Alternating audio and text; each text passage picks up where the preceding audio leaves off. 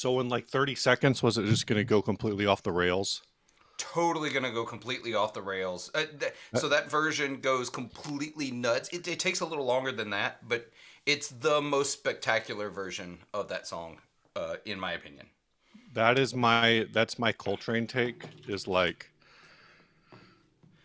he's Late there, he's there, he's late there. Coltrane does that. Late Coltrane does that. Early And then it's just, Coltrane stays totally cool. okay. Like there's definitely, I told someone, I think I was talking to, I think Hugh. I Uh don't know if huh. he's going to show up in the chat today, but I was talking to Hugh a while ago that I don't remember. I was listening to some Coltrane song. I'm very like not, that's way outside of my comfort zone. Sure. And, and I told him this song sounds like the NAMM floor.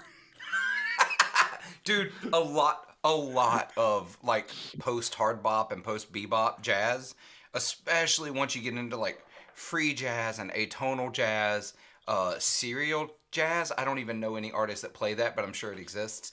Um, those that's when things go off the rails. Yeah, Um, I think this recording might have been from I'm looking through, I'm trying to think. It was a live video. Uh it might have been from 66. oh I'm not wow. Okay. Anyway, All oh right. good. All of the chat is I was waiting for the rest of the chat Yeah, yeah. to It's populate. It's popped up. We've got, I don't know, 20 or so folks in here already. I'm going to actually pull up the video feed just for the chat on my iPad. Because Hmm. because I host it, I can't comment inside of the interface here for this program.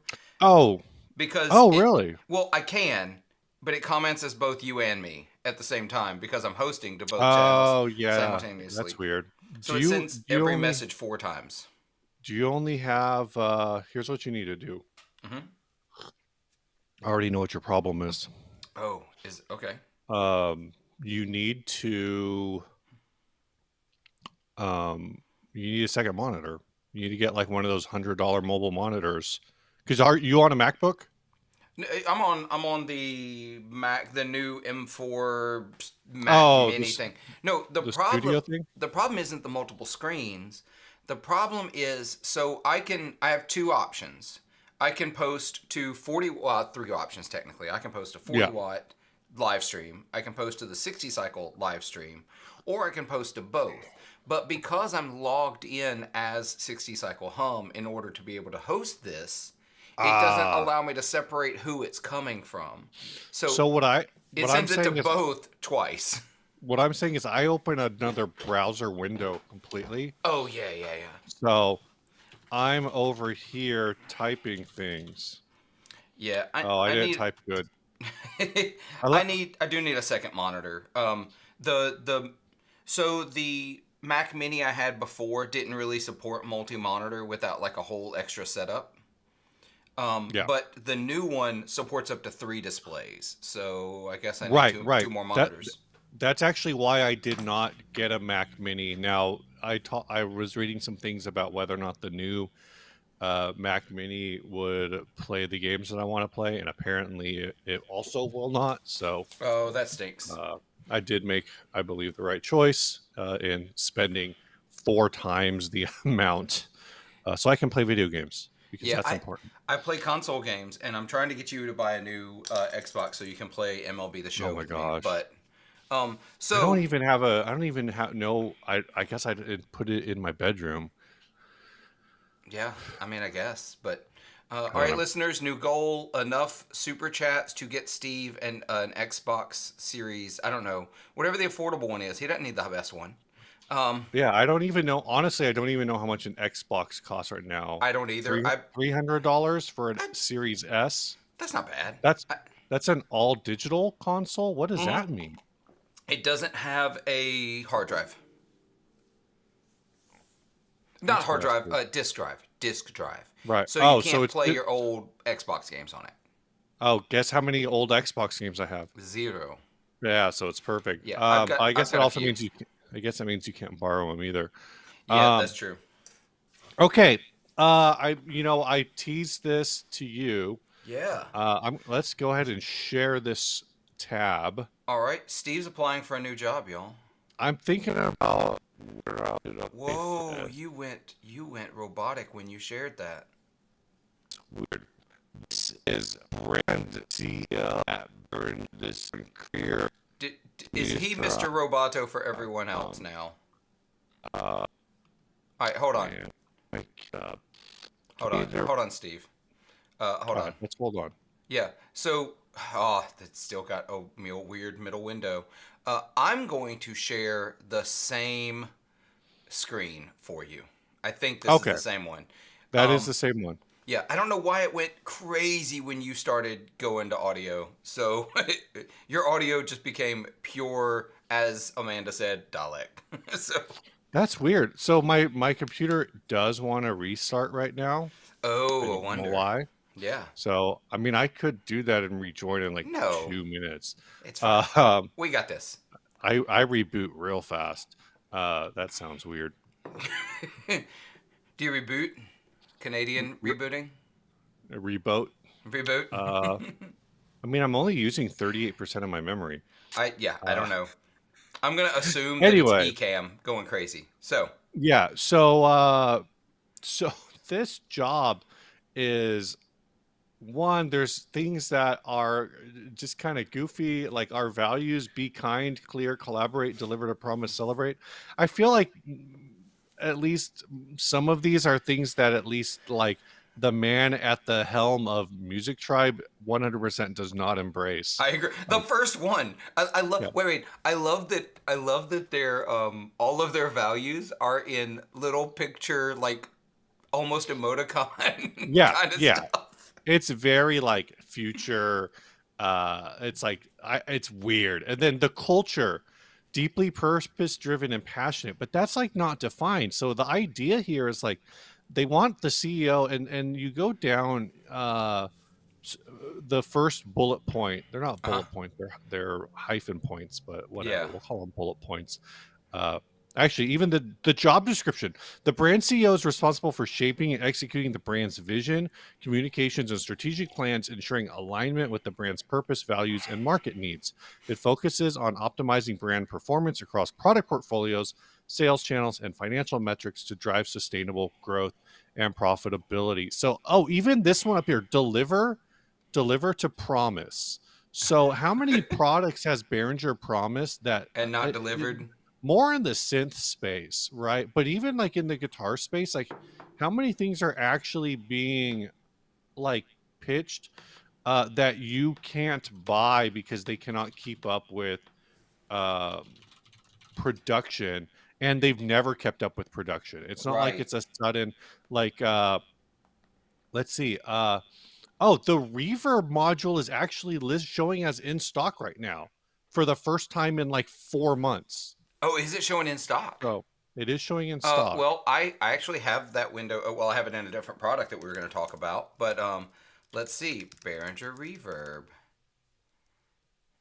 It's The Fuzzbender is not in stock. It sounds like it's not supposed to be in stock yet, but it's also uh Look at this. June I still love 2025. this AI product photo.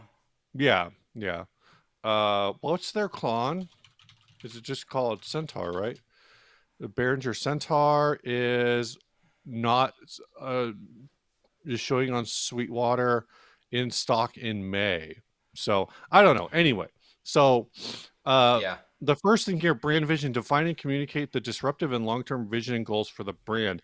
I feel like the brand vision of Behringer in the last six months in the guitar space, longer in other spaces, is uh, just go fucking be chaotic.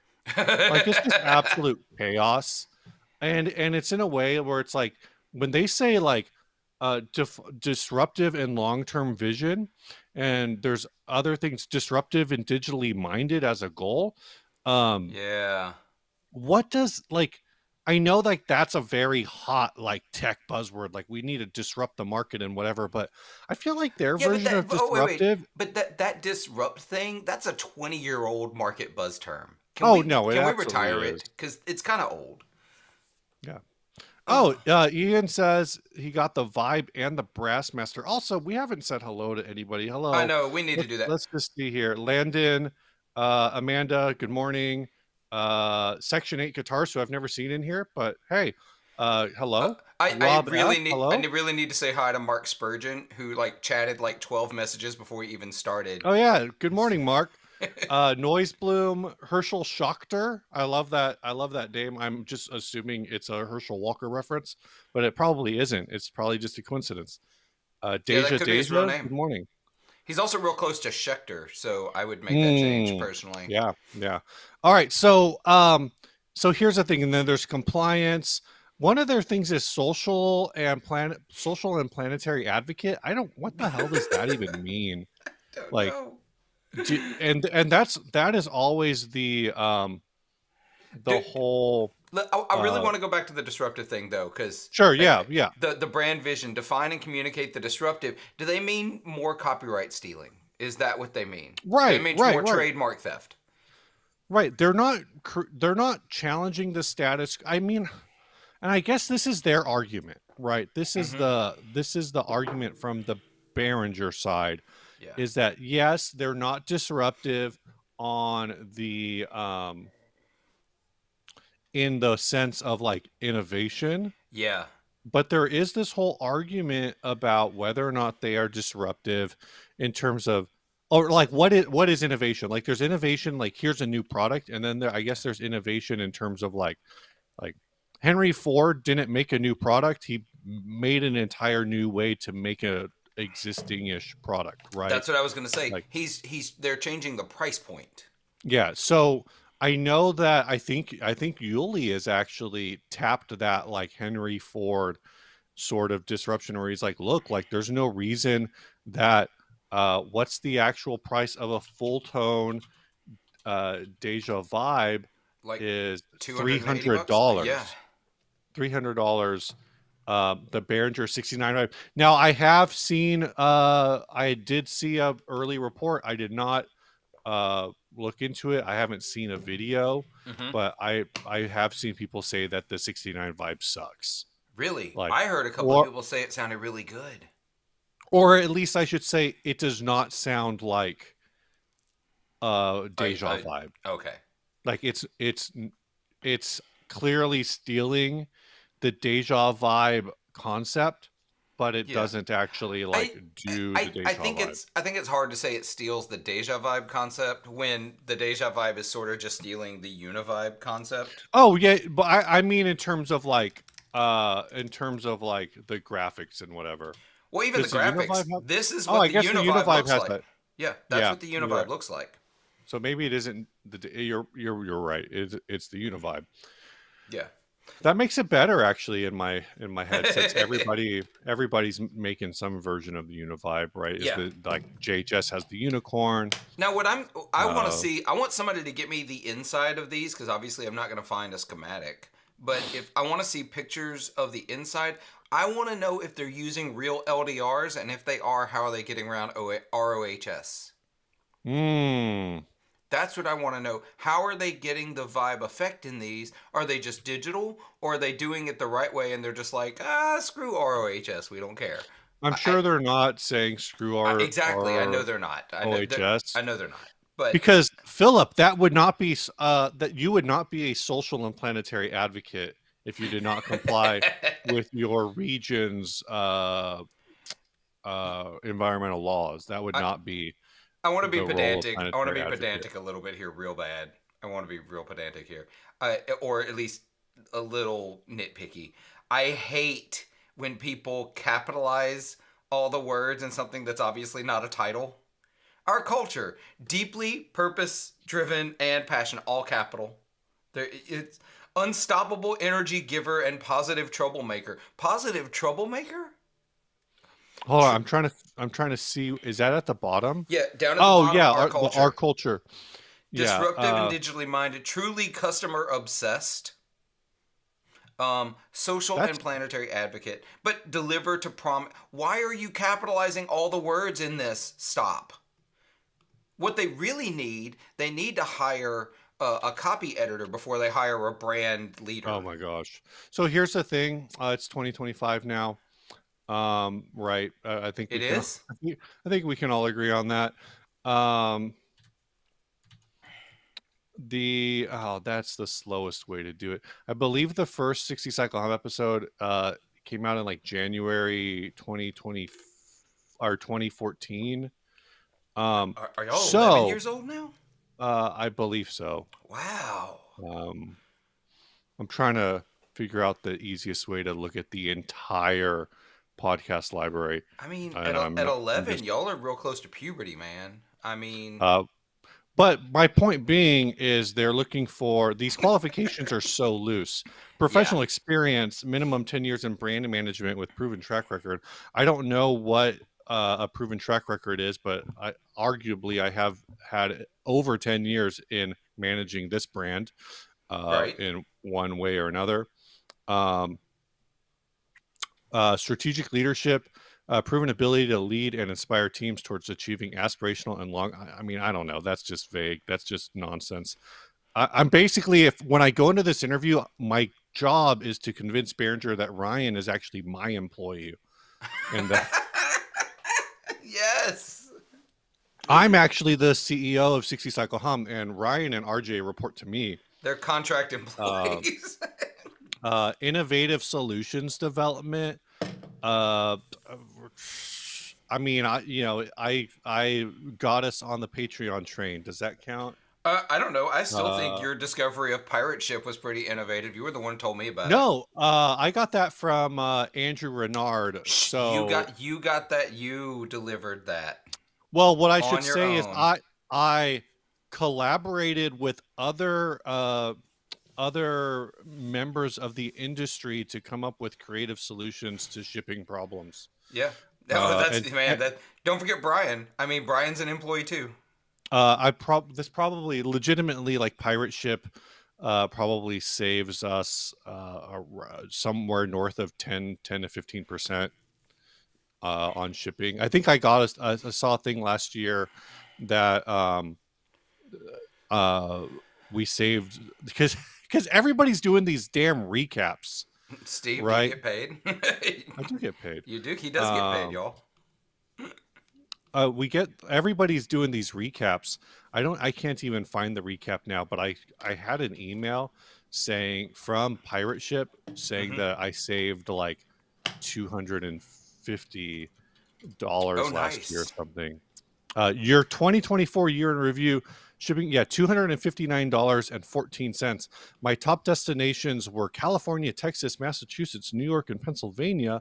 I shipped 106 packages and utilized USPS the most. Also, despite the fact that Canada Post is back up and running, it is still cheaper right now to ship to Canada via UPS than it is Oh, USPS. And I know I'm, support USPS, support the vision, whatever, but I'm not paying an extra $7. yeah. Come I on, get it. I give me a get it. break. Market insight, deep understanding of market dynamics, consumer behavior, and competitive landscape. I swear, like, I think Behringer's just going on Reverb and looking like vintage pedal and then sort like highest price to lowest price. And they're like, oh, there's a lot of these at a really high price. Can we figure out how to make this for under $100? Yeah. That's the market. I mean, that's what it feels like, right? I mean, at least that's the Klon. That's kind of like the fuzz bender, right? Yeah. Yeah. No, Uh, I'm trying to figure out why there's this middle bar between us from ever since you shared. Like, I can't get it to go away. It's so, Steve. I feel like we're growing further apart. Yeah. Yeah. I can't make it go away. That's fine. I don't know. I think you're qualified. You should apply, but I don't know that you want to move to Germany because it looks like you need to be in Germany. yeah, Willits, Germany. Yeah, I don't know that you want to go to Willis, Germany. Where's Willits? This is like a farm. I mean, so here's the thing: is like I look at it and I go, "This looks like a farm town." But the problem is that in Germany, everything looks like a farm town. Willis, Germany has a population of 50,000 people. Whoa. It is 20 kilometers west of Dusseldorf, which is where I think the actual when you see like Behringer stuff, I think Dusseldorf is where you normally hear about it being. Yeah. Their Wikipedia page seems like it mostly just wants to talk about prisons, which is a bit dark. I don't know, what's going on there, but it has twin cities of Lindsay, France, Marugami, Japan, Smiltene, Latvia, and Zogore, Burkina Faso. So I think what we're ultimately saying is if you already live in Germany and you've ever run a YouTube channel, you should apply to be the brand leader for Behringer. Oh, I'm wrong. Willich is listed as the headquarters of Behringer on Wikipedia. Oh. Um, and yeah, I probably should send this to Henning. Yeah, let's do that later. So So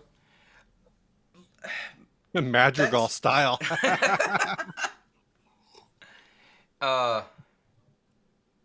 50K is Burlington, Vermont. Yeah, yeah. I Vincent Ross says Berlin does not look like a farm town. Yeah, I 100%. No, I get it. I was poking a little fun at the guitar industry because Yeah. what Toman is in is it Trestle? I forget what the town Bear Toman is in, but it's like the same sort of thing where it's like um I was trying to look it up real fast while you were talking it's and in I'm like, Treppendorf. yeah. Treppendorf, from what I've been told by Ryan, has like a population of like 12. Like, I mean, it's not that small, but it might like I think it's Treppendorf is like it's literally um half the city is Toman. Yeah, that's what I get from the videos, from what everybody said. Yeah. Michael Kraus, you're fine. You're not that late. We've only talked about Behringer. It's fine. We don't hit our stride until hour 2 anyway. That's when all the Treppendorf is coffee kicks in. Treppendorf is so small it doesn't have a Wikipedia page. Treppendorf is so small that that one website refers to it as a human settlement. Wow. Like I can't even find this. This says that the population of Treppendorf is 760. Oh, that's Trebendorf. That's a different. Yeah, that's a different place. Treppendorf is so small I can't. It doesn't even like show up on like it doesn't exist on Yeah, Google. I'm so very so Treppendorf, I'm looking at the Google Map entry. Hold on. I'm just going to share it. It's just easier to do that. So here you go. This is Treppendorf, Germany. yeah. Um You see the that big parking lot at the top? That's That's Toman. Toman. Essentially, this is all Toman.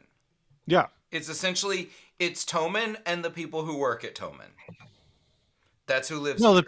the people who work at Toman all live in like what's the nearest? I forget what you fly into when you go to.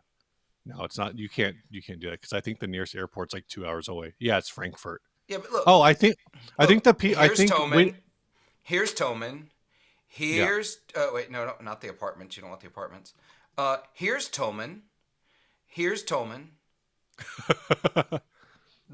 Toman. The whole town is Toman. Period. It's Joe all of this. Joey, it's not even like the Sweetwater of Germany because like Sweetwater is just a random like set of warehouses in the middle of a cornfield outside of a city. Like Fort Wayne exists. Fort Wayne Yeah. Let's like let's let's put a comparison here. There's Fort Wayne and Sweetwater. so I actually I was looking at it and I believe when you go to Toman, like when they do their events, uh they actually house everybody in Bamberg, which Okay. does have a population of like 80,000. But I don't know, like it's still like Bamberg. Let's see, Bamberg from from Toman Music Store to Bamberg is 23-minute. It's we're giving me in kilometers, so it's about 12 miles. Yeah, so Toman is 12 miles outside Bamberg. Bamberg. I'm not seeing Bamberg. I'm It's seeing no, Bamberg is north. Bergbrock. North. No, Bergbrock is just it's way northeast. Bergbrock is like Oh, I 2 see it. kilo. I see it. I see it. Two, are they clicks? Is a kilometer a click? Yeah, kilometers a click. Yeah, it looks like it's like 10 miles, 10, 15 Yeah, miles. yeah, Okay, got it. Yes, Fort Wayne is a city. Uh, so we'll go back to this setup. Um, now that we've done the geography side of the live stream, yeah, why yeah. does it always come back to geography? Why, Steve? Why does it Because I always? love geography. That's why. So do want to talk about a couple of the obviously NAMM's happening in. I'm headed in 3 days. You're headed in four Yeah. days. Um, You're growing up Wednesday? yeah, I'm going up Wednesday. I'm going to fly in Wednesday. You're flying. Yeah, you're not going up. Yeah, Technically, I'm well, not going up either. I'm going up and around. oh, okay, gotcha. Up and around. I'm Like I going. have to go around. I guess I am relatively going up, flying. Gonna get in the sky. Um, But then you'll come back down, and you might be lower when you get. that's I'm not true. sure. That is true. I don't know. But there's a few things that have already announced happening. Hmm. Not Hmm. just for NAMM, but like I'm talking product releases or company news. There's a couple I want to talk about. There's probably a couple you want to talk about. I'm really, really excited about a couple of them, and I think we should talk about them real fast. And I want to talk about this one. I saw all these. I saw these posted. I don't really know a lot about them. So you've Just seen the tube amp expander, the one they made before, right? yes, So it's yes. essentially the beauty of it. It is a load box. It is an IR loader. It's attenuator. It does all the things like the aux does, except that it also has the big version, the big full Hmm. size version, Hmm. has a 100-watt power amp built in. So you could take your little 2, 5, 10-watt amp, crank it up, put it through Hmm. that, and then run it through a bigger cab with 100 watts, so you could get it to the volume you need without it getting dirtier. Oh, interesting. So Yeah. the original one was just attenuation only, No, it did everything. So but so but I'm saying, did the old one have the let me find the old output? one. Yes. So that's what I'm saying. The old one did. Yeah. Here we go. It did power amp. It adds an effects loop if you need it after your amp, but Mm-hmm, before the hmm. extra output amp. Headphone outs. It also has reverb and delay built in, so Right. you could do all that stuff inside the unit. It may even have more than that. I don't know how many effects. Reverb, delay, and compression. It looks like. So I'm trying to figure out what exactly you're losing. I guess So I in guess the a bunch of outputs. in the smaller one, let me. I promise I know how to work a web browser, y'all. This one, um, you lose a little bit of the extra functionality, the extra ins and outs on the back. Also, the power amp in this one is only 30 watts instead of 100 watts. Oh, okay. I thought you had said it was still 100 watts in No, the no, no. core. So That's where I was you confused. lose wattage in the core, but that's fine. Also, it brings the price point to something that's really, really approachable.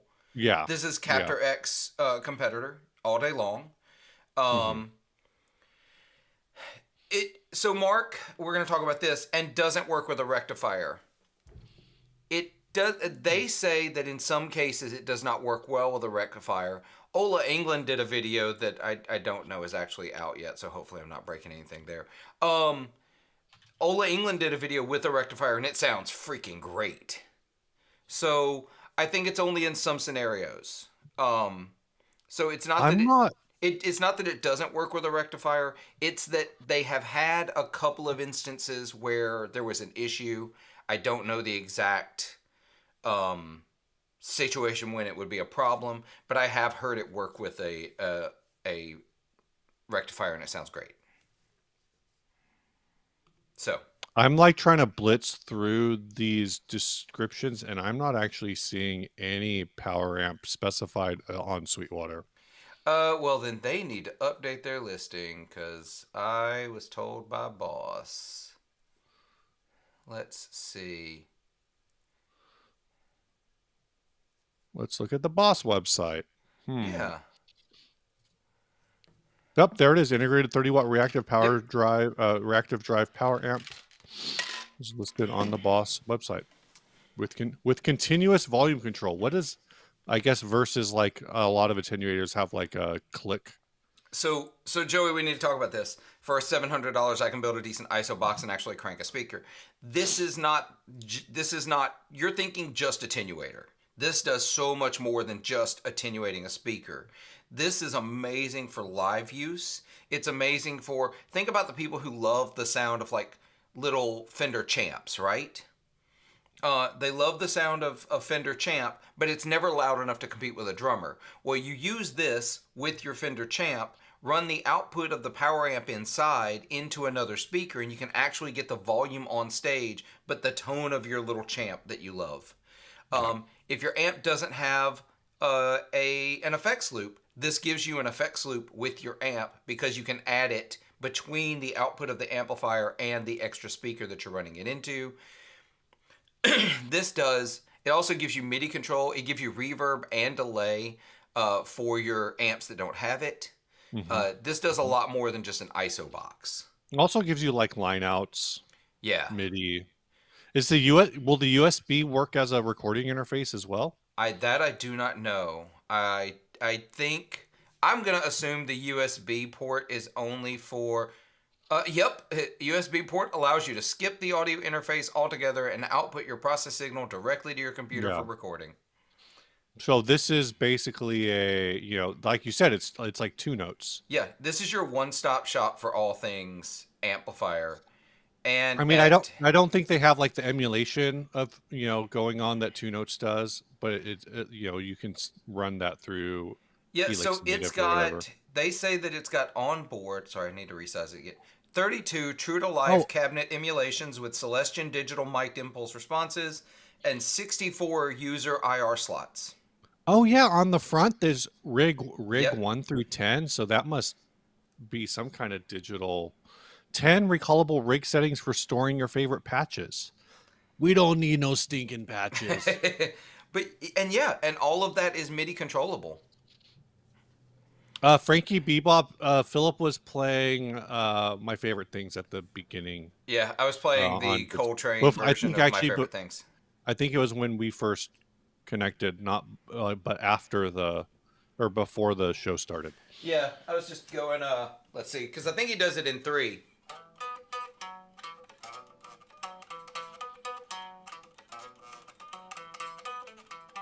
Ah, dang it.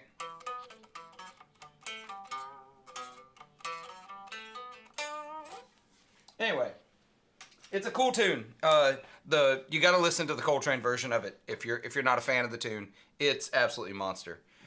But yeah, I'm really excited about this because I've got my two notes. I've had some issues. I think we talked about that last time actually. And so I'm looking for an alternative. Um, I think I'm gonna get this. I'm gonna get it real soon. I'm gonna talk to the folks at Boss and I'm gonna see what I can do. I got to try this. I'm really curious about that statement though about the Mesa thing. And Yeah, they're saying, I guess that's on the website, or yeah, it I was in the think it video. may have been in a video. I think maybe the website said it. But I did talk to Aaron at Boss, and he said he was the one who showed me the Ola video.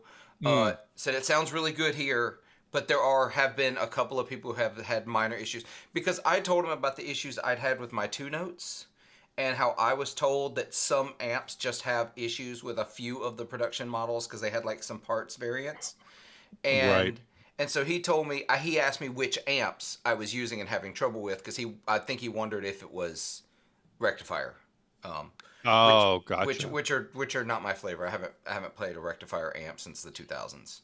So, um, It makes me like thinking about it. It makes me wonder.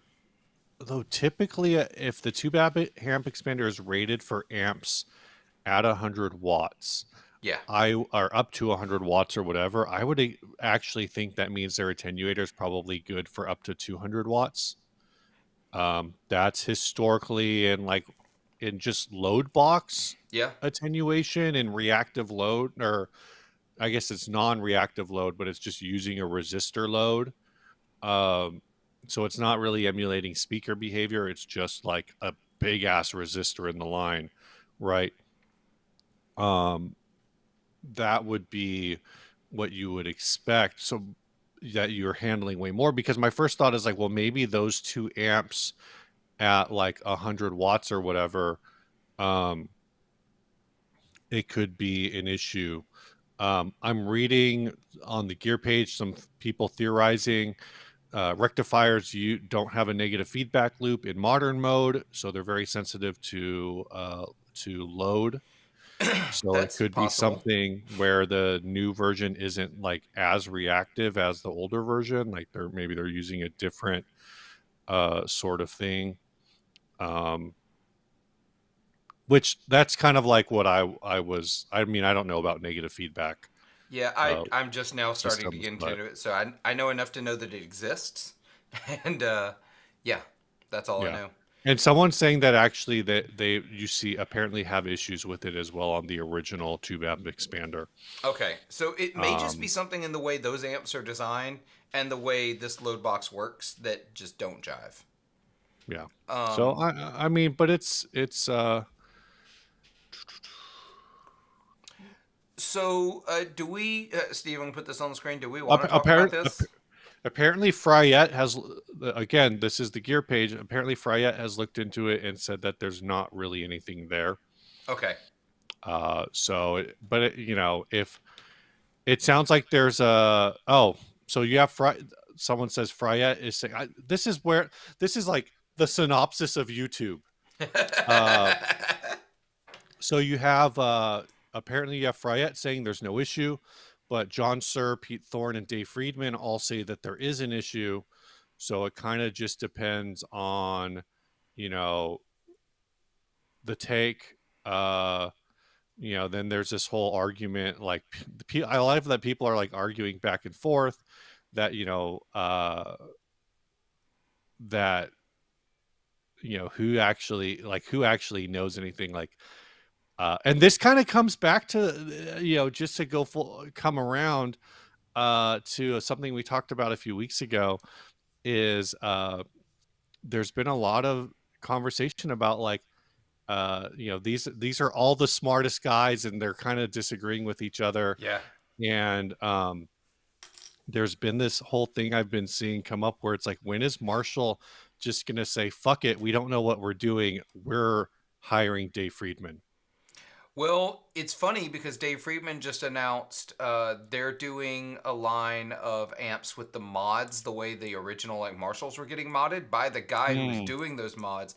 I think it's to support the guy's family. I think I don't think he's with us anymore, and I think Oh, okay. y'all correct me if I'm wrong. This is a little outside of my usual where I read about things, but now Marshall is offering modded Marshalls the way Marshalls used to get modded. So like both Friedman and Marshall came out with the same idea at the same time, and I still feel like at this point Marshall is playing catch up to Friedman. Yeah. The Jose mods, yes, Oh. thank you. The Jose mods. And so I feel like it's really interesting. Marshall's got a line of pedals about to launch. They've been teasing on their Instagram. Hmm. I think I Hmm. sent them to you, and you were like, "But do You they did. actually sound good?" Yeah, don't it just don't seems know. like I just can't be bothered. uh, I don't know. Like, I think it's cool that they relaunched, they like rebooted the reissue stuff.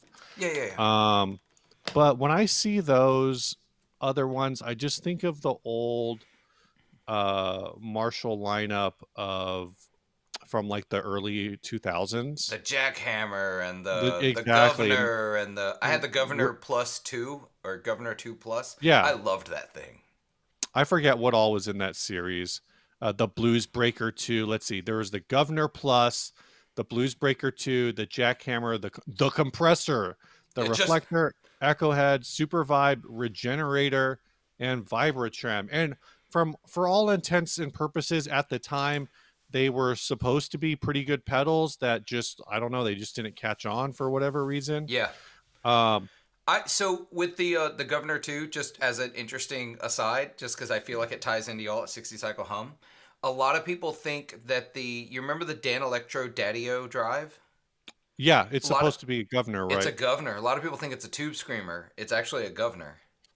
I for some reason I thought it was I don't remember, but I know it wasn't. I don't think I'd ever heard it was a tube screamer. I had people that tell me they thought it was a tube screamer, and I'm like, no, that's absolutely not. BBE Crusher, according to Michael Kraus, is also a governor.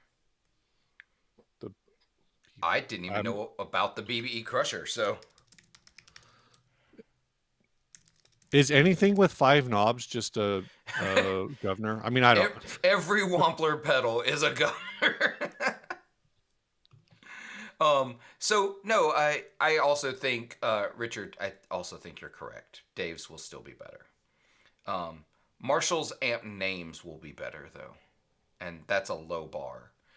Their name. Oh, because Because Freeman amp names are terrible. um, so you don't want a gel. Well, there's Gel 50. There's Plex. Plex is fine. Butter Slacks. You Oh don't want my a Butter god. Slacks. I don't want a Uh, dirty Shirley. I don't want a twin sister. I don't want a pink taco. I don't want to like just go you don't, down the whole list. They're you don't awful. want a Runt. A brown eye. I don't want to be a brown eye. Oh, is that what the BE? That's what BE stands for. Brown eye. Uh, Yeah. I don't want any of that. Apparently the one before that was there was at some point an amp called the Buxom Betty. Yeah, there was that one. I remember that. I don't want any of those. Daddy O'Rock psyched about the Dan Electro Spring King in a smaller box. I hope it's not the Spring King in a smaller box because the Spring King was actually a digital delay made to sound like a reverb with an Yeah. added spring that you could kick. I hope that the new one is an actual spring reverb. Like the spring actually does work other than you kicking it. Does it actually have a spring in it? It It's so does. small. It does. It has a real spring in it. I saw the RJ Ronquillo video. He shakes it Mm. around. So, yeah, I'm excited about it. I want to try it. Hope maybe they'll have some at NAMM to get a peek at. I'm hoping the new Marshall pedals will be at NAMM. I'm hoping that's why they released that little teaser when they did. We'll see what those. Dan Electro is such a like tough topic because uh they occasionally do cool Uh things huh. like this. But for basically everything I've heard is their CEO sucks. Oh yeah, no, absolutely. I mean, Behringer. So Yeah, but like I mean, I don't know. There's like a different it's all just tough shit, I yeah, it guess. is. It is. Cover this before we transition topics. Bad Joke Gaming. I'm actually pedal shopping right now, wondering if the J Rocket Audio Archer is any good. It depends on if you like clones. So Yeah. something I'll tell you about J Rocket, the Archer, that not a people well about J Rocket that not a lot of people know. J Is that it's a Rocket KTR? well, yeah. So J Rocket is the company that was originally contracted to build the KTRs for Bill. Yeah. So the early KTRs were built by J Rocket. They know what a clone should be. Maybe better than a lot of other people. So I would guess that if you like clones, you will like the J Rocket Audio Archer. So, um, so Bad Joke Gaming, welcome to the meme. Then, new to guitar. Don't freak out, but don't really know what a clon is. A clon is a pedal that people have mythologized. Is that a word? I'm saying that's a word. That Uh, is the word. they have mythologized and made it to be a lot more than it should be. Um, it is an overdrive pedal that regularly sells for $4, 5, 6, and $7,000, and Oh, are they absolutely that should not. cheap now? Yeah, well, I think that one that just went on eBay, the new one that he built for the woman's family, sold for 8K. So, but that's also a brand new one. Like, there's a Yeah, big deal there. yeah. And yeah, Um, Klon is the brand, Centaur is the pedal. But are they really separate if he never made anything? Well, I guess he made the KTR, but yeah. yeah, the Klon Centaur. I'm Um, looking. Yeah, I'm looking at the highest one currently listed on Reverb is 10 grand.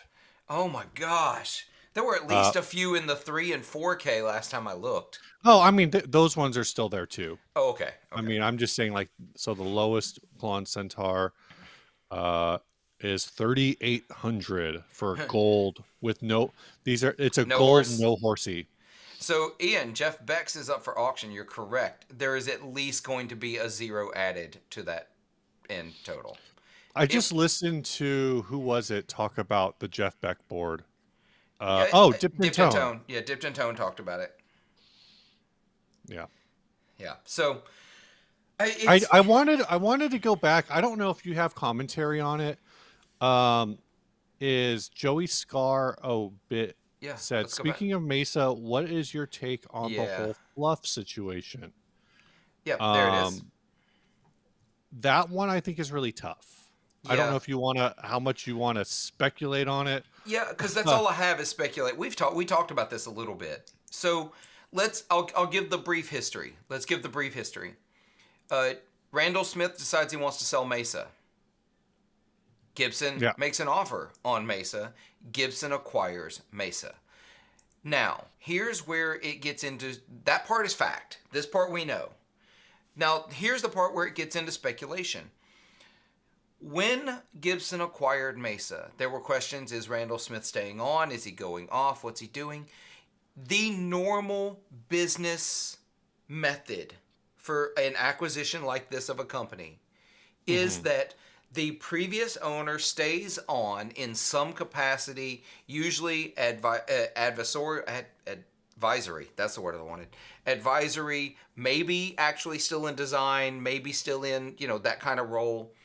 But typically it's a 3-year to 5-year contract where at the end of 3 to 5 years, they leave.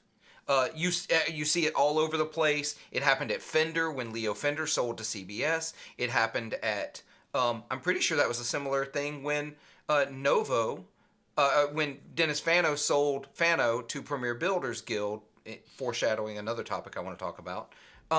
Oh yeah, yeah. Yeah, so this is normal behavior. Now, what has happened since then? Randall Smith has left Gibson. Randall Smith has said he was fired. Gibson is saying that he's retired. He left. What I'm going to speculate. This is Philip's opinion. Gibson doesn't work with me. Mesa doesn't work with me. I have no. After you make I've whatever met Fluff twice. after you say whatever you're going to say, Gibson won't work with you. I No, I know. don't know. I know. I don't know what you're going to say, so. So here's what I speculate. I think that it was always in the contract because the timing is too perfect. That after Mhm. 3 years, Randall Smith was going to ride off into the sunset. I Right. think that Randall regretted it. And he wanted to stay. He wanted to stay on board with Mesa, and Gibson probably stuck to the original contract. So I think Mhm, both of them mhm. ended up with some bad blood. And so they're both not happy with how it all came shook out, right? Yeah. So I think that was the contract. I think he was always intended to stay on for 3 years after acquisition to help the transition over. And then he was supposed to ride off in the sunset into retirement, which he should. He's been doing this forever. Let the man enjoy some time not working. Well, I think he ended up not wanting to get out, and Gibson stuck to whatever was happening. I think both of them probably could have handled this a lot more Sure, smoothly. sure. Now, the part that where Fluff comes in is Fluff posted about Randall Smith leaving Gibson. and I don't remember the exact original post, but he posted I that. I found a screenshot of it Oh, from did you? RigTog, assuming it's not manipulated, and uh, it says there will not be a statement. Randall was fired last week. Employees were told he retired, and they didn't believe it for a second. Yeah, So I don't know if Fluff's source was Randall, because we found it. know that he had a working relationship with Mesa, or if his source was, other Mesa employees, because since I guess, Mesa was purchased by Gibson, but was effectively like still on their own, right? As Yeah, far yeah, as they're still autonomous. They're yeah, still Mesa so Boogie and Gibson, and they're basically owned by a parent company. Let's put it. Let's really put it yeah, how it yeah, is. they're an independent subsidiary or whatever. Yes, exactly. So, um, Ryan posted this, and Hmm. then according to his video, I'm sharing it on the screen here because I did find it. Thank you for telling me where it was. Um, Uh, so I suspect that, and the way he tells it is Gibson reached out to him. Gibson slash Mesa reached out to him, asked him to take that down. He said it was up for 20 or 30 minutes, but by then it had already been screenshot, and it started popping up. And then Gibson cut ties to Ryan Yeah. to Fluff. It's messy, and it absolutely could have been handled better by all parties. Um, Oh, for sure, for that sure. it just came down to Fluff shared something that wasn't yet public and wasn't going to be public. Apparently, I don't know. Um, Randall obviously isn't happy with having to leave Mesa, but I do genuinely believe that was always the plan, and he just didn't want to do it. Um, Mhm. I, but I don't know. I don't know Randall. I've only met Fluff a couple of times. He seems like a decent dude. Um, I've met people at Gibson, and y'all, contrary to what you may think, the people that actually work at Gibson, not the investment brokerage firm that owns them, the people Right. that actually work at Gibson are decent human beings. Um, so I don't know. Um, I Yeah. really don't know. The bad guitar says Fluff also said he's never going to feature any Gibson or Mesa products again on his channel. You know, again, like I don't. Uh, It's kind of like a tough space, um, because I don't know. I know the impression, at least, and I don't know the specific details, was that he was not just like a YouTuber who partnered with Mesa, right? But that he was actually on their artist yes, roster. he was on their artist roster. So, uh, a YouTuber, um, like if my Ryan, not Ryan Bruce, Yeah. the Ryan that, as I previously stated, as CEO of 60 Cycle Hum, works for me. Uh, if he was to say like, "Hey, I found this piece of news and I'm going to share it," like then he could kind of claim like, "Well, we've never worked with Gibson directly, and we've never Right. worked with Mesa directly. Actually, we've just never. I don't think. Oh no, we did some stuff through Sweetwater for Epiphone, um, and that the whole sorry, I lost my train of thought. Wow. It's okay. It uh happens. if we were to break it on our channel and Gibson was to say like, "Oh well, we're not going to work with you anymore," it's like, well, you weren't working with us in the first place. Yeah, We don't have a exactly. relationship. And whatever that information is that we would find, we would have to find it from somewhere where we'd say, "Look, we weren't the leak. We just found it on the Gear page or Reddit or whatever, and we're just reporting news as like a pseudo journalistic entity." I refuse to think of us as journalists almost ever. Yeah, yeah, Um, yeah. Citizen we're journalists. at best we're an op-ed board. Uh, At, but at, at best, we're loudmouth enthusiasts. yeah, that's what op-eds are. Dude, op-eds are so bad now for like sports, because I swear I get a notification every day that's just speculating on Padres rumors, and the rumor Oh is my like, god. I always make this joke.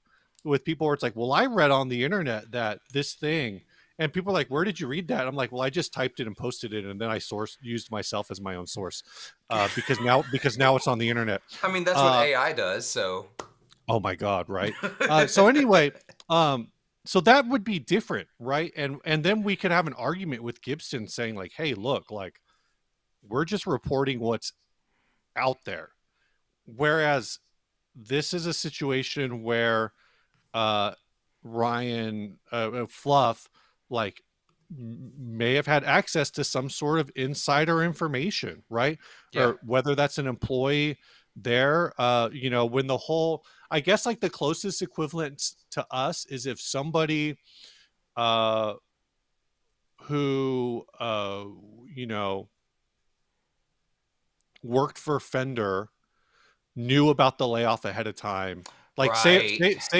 the person that we use as our marketing contact at Fender sent us an email and said, hey, I don't know what things are going to look like next year. Things are getting really dicey and there's going to be more news on Monday and it's not good. And then we just took that and reported it and said, hey, yeah, we're hearing from Fender that something really bad is going to happen next week. Like, yeah, Fender 100% has the right to be like, okay, fuck you. Like, Uh, screw our guy for giving you that information in the first place, our marketing person, but also like that was shared with you presumably with some sort of confidence, not for you to just go and make a YouTube video or a random Facebook post about. yeah. um I don't know the situation there, and I know that there is a whole, sometimes this business is hard because it's business, but also like it's like you're doing business with your friends. Exactly. That's it. uh That's the thing is what really a lot of guitarists get mad is because we're in an art, even those of us that are probably more yeah, collector than yeah, player anymore. Um, it's still in an art and we don't like business, but this stuff is business. It yeah. is business and it has to be run like a business.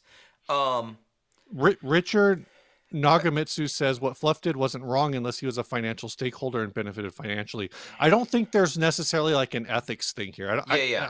I wouldn't say that what he did is wrong.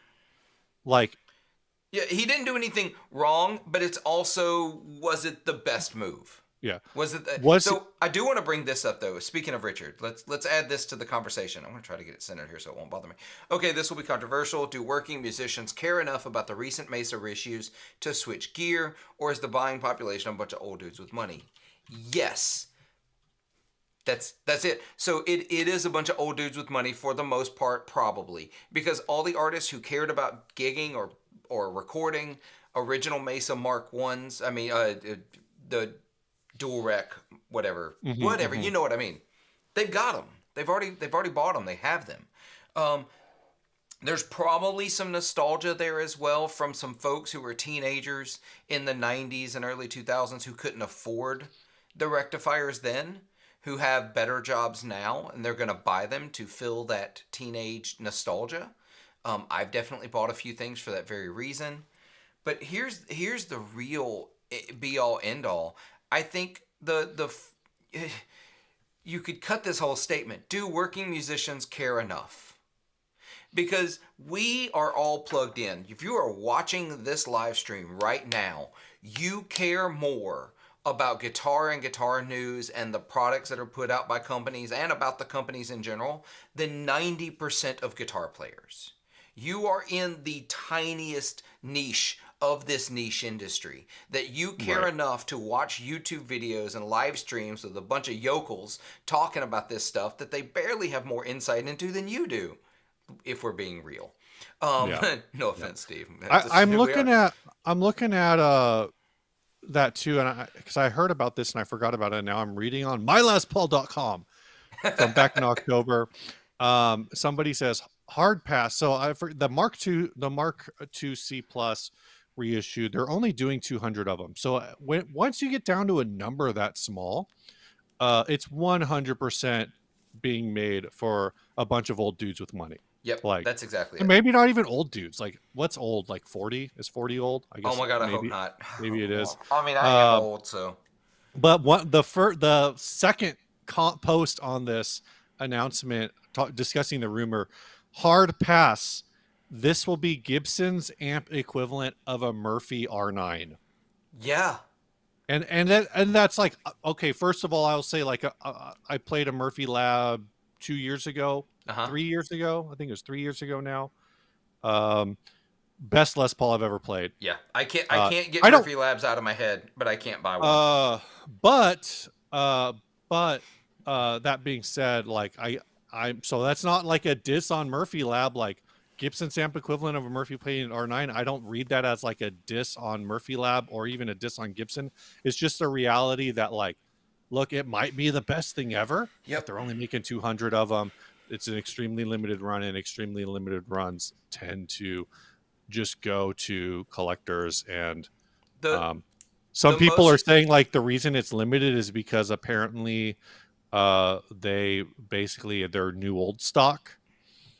Oh, So I, interesting. who knows. Um Michael but Krause. Old is 8 to 14 years older than your current age. I mean there's probably something to that, but So the put it in perspective. The most money I've ever spent on an instrument. It's mhm. an amount that I'm not comfortable with. But it's because it was a limited instrument made to a spec for an artist, and Mhm, they did mhm. it 12 years ago now. And when I found one at a reasonable price, which is not reasonable, it is not reasonable, y'all. But I bought it because it was limited and it was what I wanted, and I found a way to make it happen. I sold a lot of stuff to get it. Um, Mhm. Okay, actually, what was it? You gonna say what it is? You're just actually, it's gonna this one. dangle this? It's the Luther Dickinson Oh, 335. okay. Um, 335, not a 330. It does have a center block with P90s, Bigsby, the Dickinson burst. It's got the 59 neck profile ish. Um, that it made in Memphis, Tennessee. It's just a monster guitar, and I wanted it really, really, really bad. I hunted one for 2.5 years, and so I, that's the thing. When you make something limited, it becomes desirable because while this is a niche in a niche in a niche, and yes, I'm saying niche. Um, so uh, it it creates a value for a limited number of people, and those are the mhm, people mhm. that are going to hunt this out, and they will sell these out, just like they sell out every Slash Les Paul, just like they sell out Yeah. every wild ridiculous collector's thing they make. um this I just always is. feel like left out of like the expensive gear buys. I mean, I guess like I don't know if I'm trying to think what the most expensive guitar Ryan may have actually purchased is might be the Hallmark Swept Wing, which I think Oh was like yeah. $1,000. The most I've paid for anything in currently in this room, and I think it's the most expensive gear purchase I've made, is actually right there. I hate trying to use the camera. You can barely see it because it's pink, but Oh. it's the pink Caroline Meteor Oh Meteore. wow. I paid $700 for that, I have paid more than I want to talk about it. but I it was a charity Oh, that's right. a charity raffle thing. Yeah. So I'm never gonna get, whatever. It's like I I had went to a little zoom in. I had crazy to with try it. to zoom in, and I'm trying to see if I can zoom in for listeners. I can't, but But it's there. that pedal costs more than my Les Paul. Yeah. I I paid 550 for that Les Paul, which is I did not buy it as an investment, but it yeah. makes me think like maybe I should buy some more Gibson. I have paid four figures for a lot of gear. I also don't have kids, so Yeah. um, one day I'll have kids, and yeah, and that'll change. The cheapest Les Paul Studio Light, there's no ambers. But the Oh cheapest really? Les Paul Studio Light on Reverb right now is actually a beautiful flame top with a Bigsby. Uh, oh What? no, that's not a flame top. That's holy hell. Let me share. Yeah. Let's try to Oh see no, I got you. if I've already got you. that Um, cherry burst. yeah. So I thought that was a flame top. It's checked. Oh It's wow. very, that's all very, oh, there's a crack in the freaking neck. The logo's gone, so that's probably why it's so cheap. Yeah. Oh yeah, a headstock repair. Oh yeah, it's had some headstock trauma Yeah. because that's why that logo is like that. Because you see how the finish has lifted around where the silk screen Yeah. was. Yeah. It's had some headstock trauma. Like that's not a typical break. That's a No, that's, devastation. I've never seen that. There's another one that's got some laminating I, going on yeah, but dude, with this thing's some of the got finish. vibe. It really does. I God, 950 though. I'm gonna watch it and see if they I make ki- me an offer. I kind of wonder what I do kind of wonder like oh, these are Gibson, oh, gross. Gibson 490T in the bridge. No Oh, they're thanks. trash, trash. Skip. Um but my point is I paid 550. I actually don't see any ambers right now. That doesn't Yeah, mean it's a rare color. It just means nobody's selling them. yeah, Um no, 100%. but even like again, the cheapest busted up one is 950. So I'm pretty sure I could like list mine for 1,000 if I wanted to. I'm I not have a going to. I have a ton of stuff that I bought that I could flip for more money than I paid for it. I have a few things that I would take a loss on if I sold right now, which sucks. I usually try to avoid that entirely. But there are things that I really, really wanted when I wanted them, and I Hmm. probably bought Hmm. them a little higher in the market than I would like to. But I think net total collection, if I sold everything, I come out pretty good in the green because I try to That be really that really good. that is a thing that I need to um and I think we've talked about it a little bit before Yeah. is I need to inventory. I think I'm just going to do it in Excel, though I'm kind of I go between should I just do it in Excel or should I do it on Reverb? My concern with the Reverb thing is cuz Reverb has the whole they pushed it for a while and then they Yeah. They the backed off the of it a lot. the my collection. I do Yep. have some of the things in here. Um Oh, while you're looking that up, Mark, I want to give you kudos for the most expensive guitar you bought being a 12 string. I love that that's the case. Actually, I have 20 pedals already in here, so maybe I should just keep going with it. I don't know. You know what? Okay, the my collection thing. You want to know what really ticked me off about it? Um, they it's like 4 clicks to remove an item from your Oh, collection. really? Yeah, it's 1 click to list it for sale, 4 clicks to Mm. just delete it from your collection. And Oh, so I got rid of it. I stopped it. 3 clicks maybe, but it's too many clicks. you can I'm looking at you can do yeah, right now because my studio light is multiple finishes. Let's see. Let's see. While you're looking at Noise Bloom, my most Amber. expensive gear purchase is a Marshall Studio Vintage 20 head. Look, I get it. Spending money sucks sometimes, but rest of you, what's uncomfortable? No, I don't. We don't want to ask what's uncomfortable spending for you. That's not a fun question. So you can list because so I saw this all on Phil McKnight on Friday. He was Uh talking huh. about that system, um, and Which system? you the reverb my collection thing. Oh, gotcha, gotcha, gotcha. Now, one thing I was on the fence about doing it is I was like, oh well, if I put it on Excel, then I can like take it with me. But you can actually export your collection to CSV, which would serve Oh, that purpose. So that's nice. I just added my Gibson Les Paul Studio Lite, and so the other thing about it is when I click on it, and it shows the estimated value for it, and I'm just using a stock picture, so it's a red one, even though mine is amber. yeah. So it's like, do you really want to get into taking pictures of all your stuff? That's a whole other thing.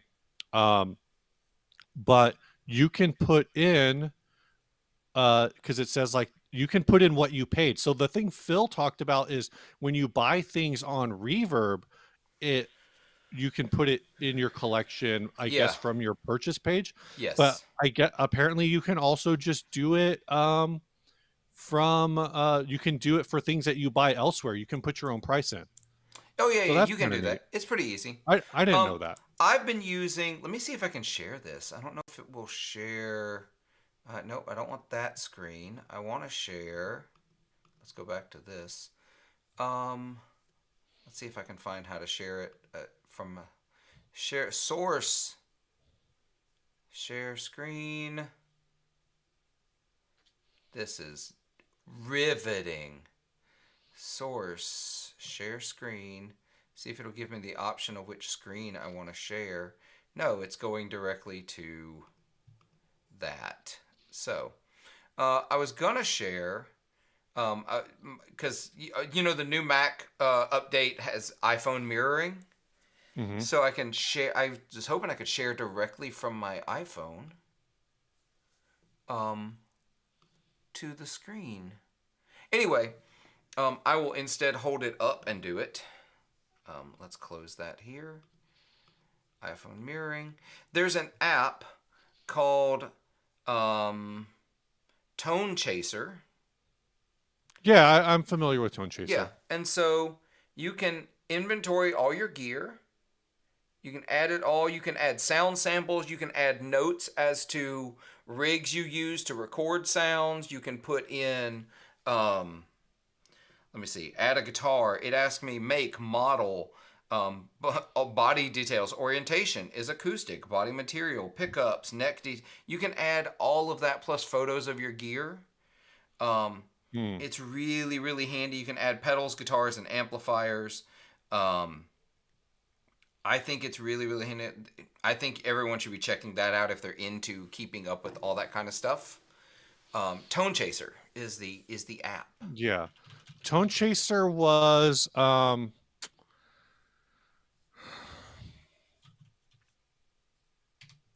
I don't know. I don't want to say too much about Tone Chaser. Oh, really? Okay. Well, I think no, I think the Tone Chaser app is really cool. I think the Okay. idea of it is really cool. They reached out to us, I don't remember how long ago, and I think they just were at the time and probably still now, to be honest, like um punching way above uh Oh, they were trying to punch above their weight class kind of thing. yeah, like I not gotcha. really understanding. It was interesting because it's such a and also like I can't find the email, but I know that they reached out somewhere. It might have been on Instagram, and maybe that's why I Yeah. can't find it. There's also a book called Tone Chaser, which is about Eddie Van Halen.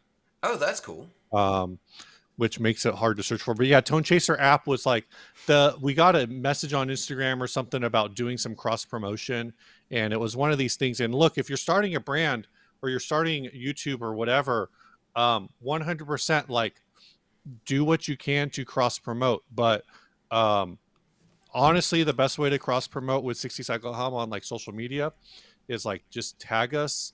Like if you make a reel or post a picture and that oh, I got this idea from 60 Cycle Hum and you tag us in it, like I might see that and reshare it. But if you send me a message and says like I'd like to collaborate on an opportunity, da, da, da, da, I'm gonna and I delete it. and well, it's not even just that. It's like it needs to be mutually beneficial. So at the time, I think we were at like, 10 or 15K, and this isn't like to tout numbers or whatever. Uh, but I think we were at like 10 or 15K, somewhere around there. And Tone Chaser was at like 100, Oh, I gotcha. like 100, not Yeah, not 100,000. Right. 100K. And 100. so it was one of those things where I was like, look, I know, like, I think at that point he'd already collaborated with you, like maybe he'd done an interview with you or something. No, he did it with Effects Was it Loop, FX Loop? Scott. And Yeah. So Ryan, I'm sorry, Steve. Right now, I'm going to share this. I went to their Instagram page, and I'm not poking fun. I'm not poking fun. I'm just saying that they're whatever they're doing right now to get the word out about them isn't working. They have 92 followers. yeah, so that was one of those things where I was just like I hear you, and like that product seems cool and whatever, Here's a link to our marketing rates, which I know you can't afford because you have. Oh, I think they're actually like well reviewed in the Apple Store though. Oh, that's good. Uh, So Steve, while we've been sitting here chatting, I got an offer for that Gibson Les Paul Studio Lite because I liked it, watched it. You for can get it $900. $902.49. But it's so busted up. It is, but it's so vibey because it's busted up. This is But why I it's like like Relic guitars. it's it is. And I actually really like that finish. I like the checking. I My concern is that the checking looks better in photos than it does in real life. Okay, That would so that would Bad Joke Gaming. Uh, One is I'm really bad at this. This one is a standard Firebird, which is called a reverse Firebird. mhm. Because the upper horn is reversed from the direction of a normal guitar. This one is a non-reverse Firebird. So it's flipped around. It's a little more jazz mastery proportion wise. Um, that's going to come into play. Actually, no, this one's going to come into play in March when Gibson releases the platypus that Sweetwater accidentally leaked in November. Um, Why is it called the platypus? so the platypus was called the platypus because it's kind of so the launch of the Firebird, it was not very popular, right? Mhm, mhm. 67, I think. Don't quote me on that, but I think it's 67, 66. No, because they had them in 65. Okay, that means my brain did the thing adding to 10, so it's 63. So in 63, they brought out the Firebird, had the two-tier headstock, Mhm. the body through the neck through the guitar, had the raised middle section. It just didn't go well. Well, they had all these extra parts, and they started putting together guitars. They put together the non-reverse, and they did some other things where they did them set neck instead of neck through, and they did a flat headstock instead of a Hmm. two-tier headstock, and they did standard tuners instead of the banjo tuners. Well, basically any Firebird that had the flat headstock ended up getting called the platypus. Um, like standard body shape, but flat headstock. So they called them Interesting. platypus guitars. You can do a little more digging. There weren't a whole bunch of them, but Gibson is basically going to release a version of that in March. Sweetwater accidentally launched it in November because I think November was the original release date and it got pushed back. And so Yeah. Sweetwater didn't change their listing. So uh, so yeah, I'm really excited about it. So I'm thinking about selling my standard Firebird to buy one. so here's a question Hmm. because I'm reading about it. Hmm. I'm reading about how like what you said and kind of how they happened. It sounds like the platypus Firebird is potentially like more akin to like the Epiphone version of the Firebird. Yes, it is. It is. So so my question is, actually that was the article I was just looking at. So the Yeah. question then is, do you think that this is going to be like this should be cheaper, right? This or are they going to be like are they going to come out and be like, platypus Firebird and really lean into this rarity thing? Even though like everything I'm reading is like, yeah, these like if you're a Firebird guy, these are fucking shit. I think they're gonna lean into the rarity a little bit, but it depends on what you consider fucking expensive. How much do you think? Because I know what the listing price is because Sweetwater put it out there. What do you think it's gonna be? I mean, I legit have no idea. Like, I don't even know what a Firebird costs right now. So So hold on. they Let me don't offer a Gibson. Firebird. They don't offer one. They don't offer one right There now. is not a So, current standard model Gibson Firebird. um, well, the Epiphone 63 is 1700, so they have to come in above that. But Correct. I'm also seeing used Firebird V's Uh huh. for 1700. Firebird So V. Oh, five. Firebird five. five, yeah, Sorry. Firebird 5. Sorry. Uh, so my guess is I want to say like mm, is the Epiphone neck through? Yes. The Epiphone, the 649 or 699 Epiphone is neck through as well. Really? Yeah. Okay. Yeah, but it's not. It's not. collaboration with the Gibson Custom Shop. Exactly. Um, That's why I keep getting mad when people get upset about the expensive ones. I'm like, there's still a $700 Firebird. Buy yeah. it. I So, had one. I have a video on 40 watt about it. It's great. yeah. Joey, So, I'll tell you, it is not I'm custom shop. It is USA. I'll I'm give you gonna that. say 22. You are so close. It is $24.99. Okay.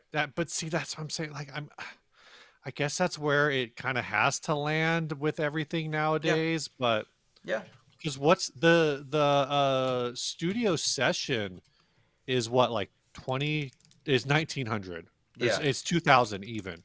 So yeah, I would expect it to be above that. Um, Well, then you've got something like the Gibson Victory, which comes that's in two at grand, also 2 grand. 2000, Yeah. 2500, depending on which model you get. Mm-hmm, mm-hmm. Um, so I think it's all in line at that. And I mean, a Gibson Les Paul Standard right now, Is 26. 27.99, 25.99 for certain models. Yeah. So I mean, I don't know. I mean, that's where it is. I'm really excited about it because it's got some things going on. I don't know if I can still find the original picture. Gibson platypus leak. I'm not happy about typing those words in. Um, let's see if I can find a photo of it. Because Sweetwater definitely leaked it. There's videos. I don't want to play a video. Um, there's a picture, but it's not a good picture. It just looks like a Firebird in this picture. Um,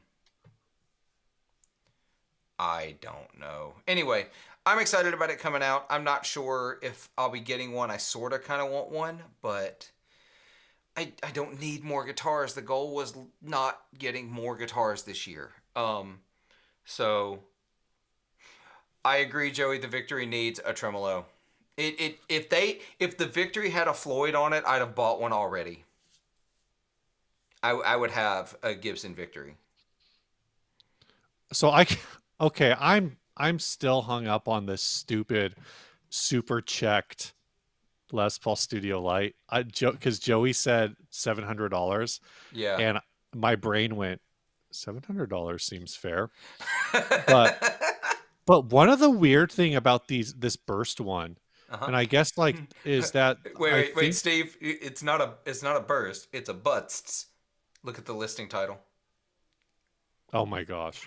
And BUTST. the other there's another 90 there's a 91 cherry burst. Um and again, it could just be the photos, though the 91 burst that looks better um overall, like it just looks better overall. Uh-huh.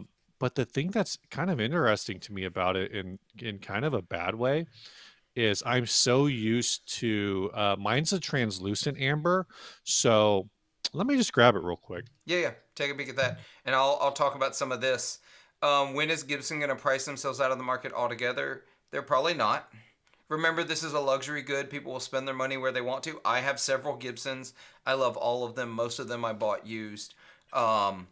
Same thing about this more money than sense Section 8 guitarist. It's not about more money than sense. It's about just great guitars. They make great guitars. I mean, whether you feel how you feel about the company at all, there's a reason so many people play them. But there's also a lot of others out there making great guitars. Play the guitars that make you happy. Steve, that looks like a... I'm going to try to guess the year based on how it looks. Because I don't think you've ever told me the year. Let me see it again just real quick. I mean, I don't actually know the year. Oh, I can tell you from the serial number. But turn it to the side. I want to see the side of it. So there were these... That finish, that amber that it has... That was really, really, really popular on some late 90s, early 2000s models, like the Special, and there was like a flame top, flat top Special that had humbuckers that I really, really wanted. So I'm going to guess that's like an 02, 01? They only made these until 1998. Are you serious? That's Oh, my wow. understanding. So, well, 98 fits in that same window. So what are the first and fifth serial numbers on your guitar? First and The fifth. first number is a 9. Uh-huh. The fifth is a 3. 93. That's a 93. Yeah. Oh, The good to know. the 3 digits between those numbers tell you what day of the year it was stamped. Day 61. Oh wow, so that would So that's like be March March. 3rd, something like that. Yeah. That's kind of March gross that 2nd. you just did that fast. Um, so what I was March gonna, what 2nd, I think actually, but the yeah. reason I pulled this down, and I don't have any direct lighting in here Mhm. right now, so it's not as easy to see. But this is a 3-piece top. A Yeah, lot of these are I three can piece see it top. pretty easily. And this piece here is like actually pretty flamey.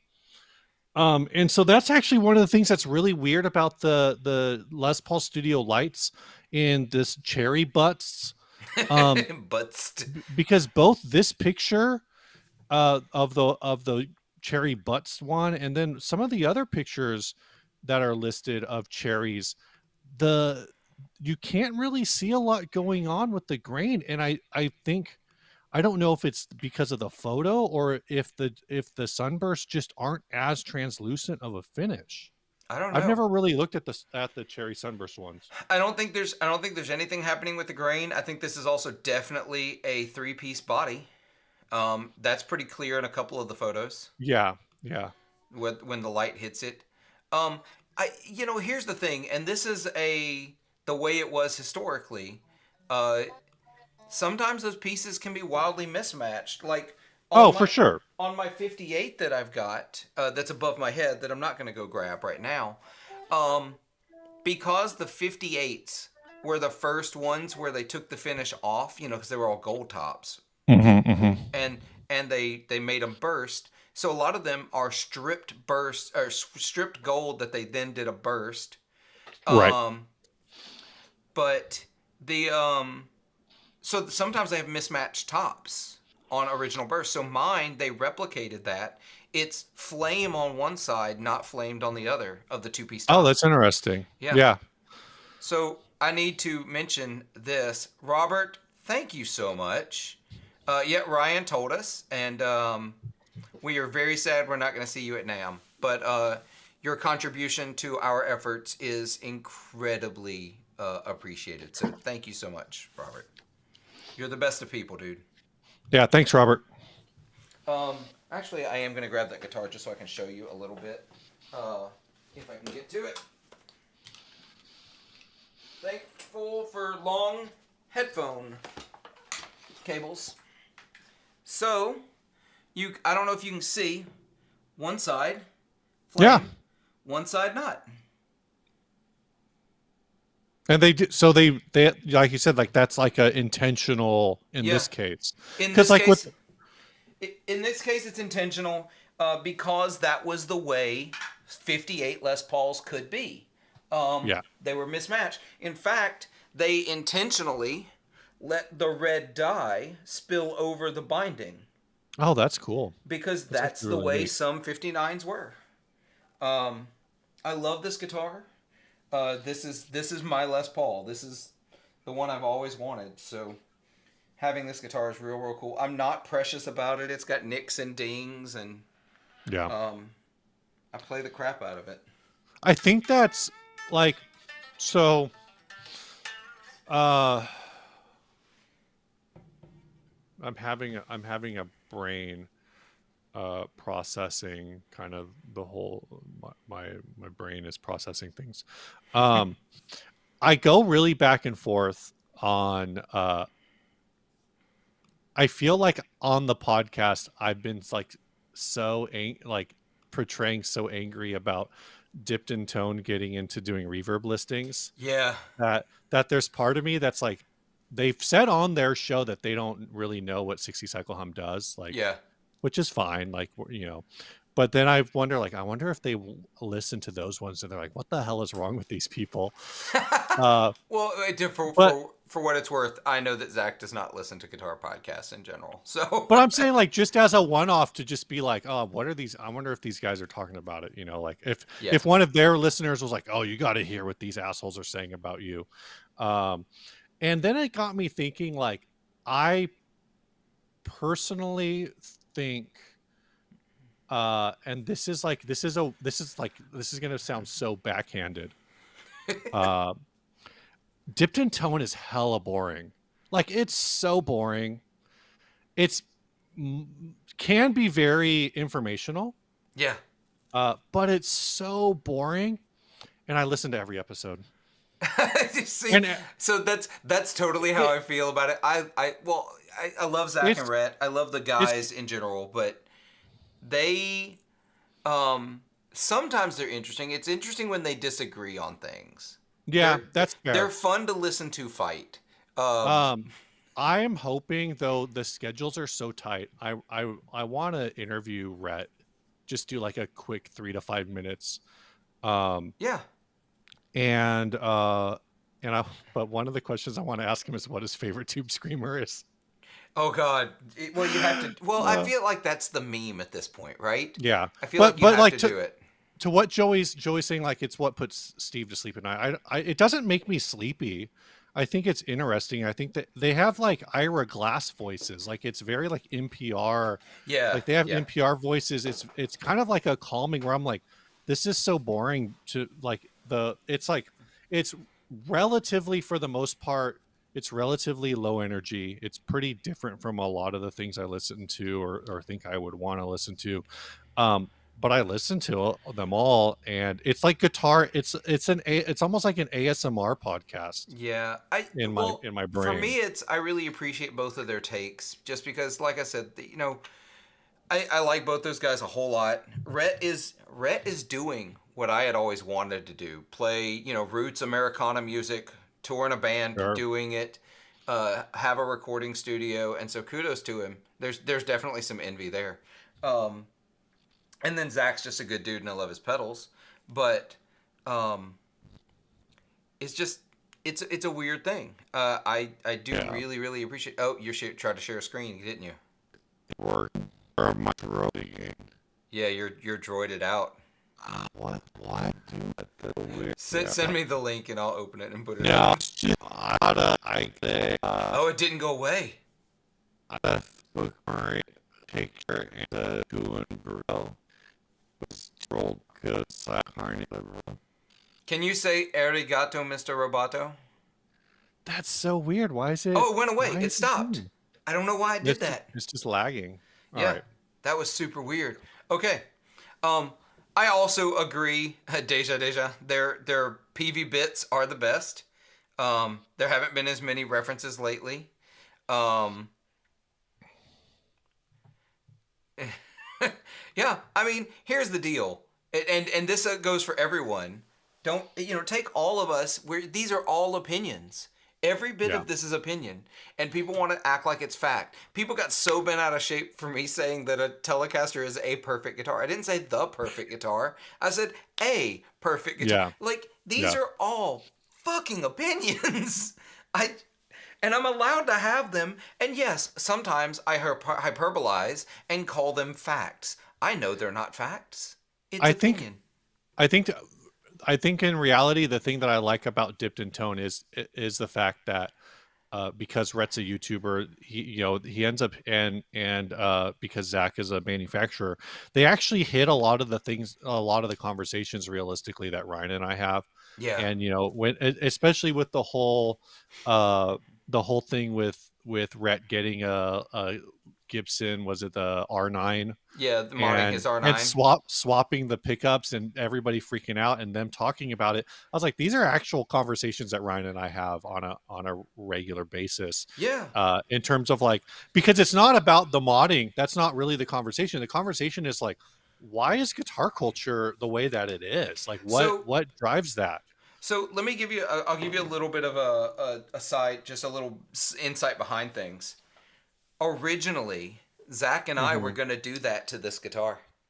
We were Just swap the pickups. we were gonna no, we were gonna do a video swapping the pickup, swapping the plastics, doing all the Gibson cork sniffery bullshittery that people do. Right. Because I want this to be as close to legitimately a 58 that it can be, because I Okay. can't afford a 58. But So of course, you're gonna get those tone plastics. right, exactly. But here's the deal, you know. Then and originally he was talking to me, and we were talking to Rhett, and like then Rhett ended up having to go to Nashville for something anyway, and so they did that video.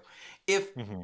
the places had been swapped and I had gotten up there and we had done that video, one, it would not have had a 100th of the reach, because Rhett has the reach. But on top of that, nobody would have given a shit, Hmm. because Hmm. people want a reason to be mad at popular people. They just want a reason to be mad at and I'm just like, y'all stop being mad. Just let people enjoy things. I have a news.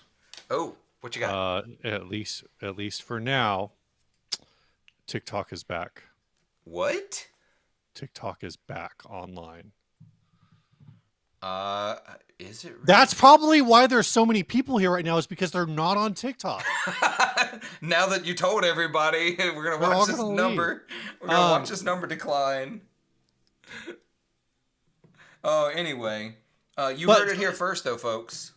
so I'm looking at different things, and I'm trying to figure out like why, like, you have the yellowest freaking switch tip on Yeah, that I on do. yours, And and I'm Hogan's trying to Hideout, you're figure out. right. I am mad at people who are mad at popular people. So yeah, it's a super yellow amber switch tip on there. Was that Stock. stock? That came, at least as far as I'm aware. I bought this second hand.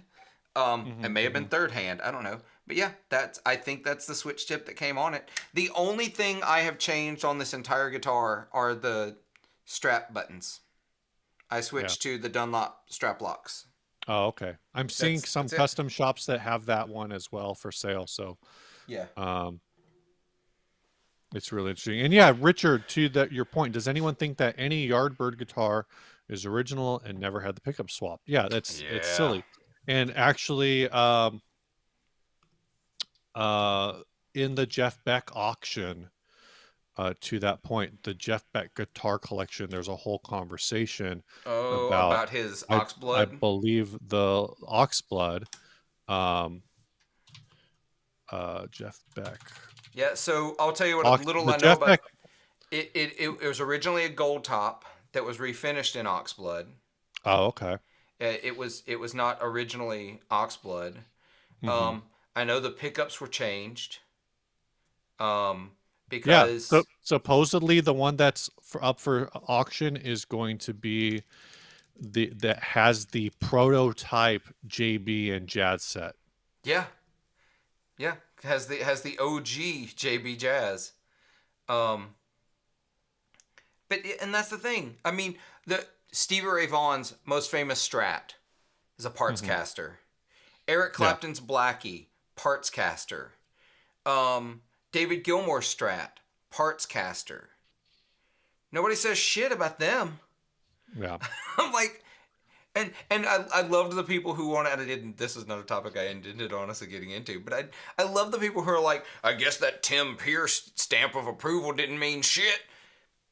Oh, changing the electronics, it completely reversible mods are irrelevant. Well, I think the other thing there too is, I mean, I guess the counter argument, I think, to the idea of the parts caster, and is that they talk about the Rory Gallagher, right? The Rory Mm-hmm. Gallagher Strat. Supposedly, I know at least one of the stories said that the Rory Gallagher Stratocaster is the first Stratocaster that was ever shipped to Ireland, Yeah, yeah. um, I or the don't know first if that's one, apocryphal or not, but or at least was sold in. Okay, Richard says it's the Telecaster that has the pickups, not the Les Paul. oh, the Telly I thought it Paul. was the Yeah, Oxblood. that makes Um, sense. but the whole thing is like he paid whatever Fender was paying at that time. So then it kind of gets into this thing where there is kind of a difference, and I'm not still not saying it justifies like the rage um of it, but there is a difference, I think, between buying like whatever a Murphy. The last time I priced a Murphy Lab, they were like 9 grand, but I don't know if that's still the case. It looks like maybe you could still get them on Reverb for about 9 grand. Yeah. But there's a difference between like, oh, I bought this $9,000 guitar and I'm going to mod it. I'm going to swap this or that or whatever. Versus I bought the Gibson Les Paul Standard for 20, what do we say, 26, 2,700. Yeah, exactly. So, but of course, like again, if you own it, and I think I forget who it was it Noise Bloom? Somebody earlier said that, oh, David Menenzies, makes sense that if that R90 is your main guitar, otherwise modding a guitar is kind of a bad buy implied. Like if you're going to spend that much money on a guitar, you should get the parts that you want in it, which I kind of agree with. But Here's here's my take. at Uh, the same time, like you said, it is a uh ultimately, like, changing the pickups is reversible. If all of the other components work great, then you're just swapping something that doesn't really matter because you can swap it back. when I buy a guitar, the part Hmm. that I need to be right in order for me to buy it is literally from here to here. Right. This is the part I care about, from there to Hmm. there. Everything else, if I don't like the plastics, I know I can change the plastics. If I don't even like the pickups very much, I don't think it sounds like I think it should, I can change pickups. If it doesn't have the loadout I want, say I didn't want 2 volume, 2 tone, I wanted something crazier, I wanted out of phase, and I wanted all, that's fine. I care about this part, the part that this hand is touching. If that part is right, and I love the Yeah. way it looks in general, then Hmm. I'm Hmm. probably going to be into that guitar. In the meantime, if I know, hey, look, that pick guard looks too clean for a 58 burst, I'm going to buy a beat up looking pick guard to Sure. replace it. I don't care. I'll still buy the guitar and I'll spend whatever the price is for that guitar because I love this part of it. Yeah. Yeah. Um, And I know that that's a thing. Was it Zach is saying that he's like feels like he's really figured out how to properly age plastics, something yeah, like that? say, man, he is fanatical about aging metal and plastic. I get videos every now and again, and he is really really hardcore about it. Um, but that's just ultimately how I feel about every guitar. I changing electronics, which I don't do very often anymore, and that's a me thing. I just don't want to have to go through that. So I do Hmm. kind of Hmm. want the electronics. I don't want to have to change the electronics. That's the great way to put it.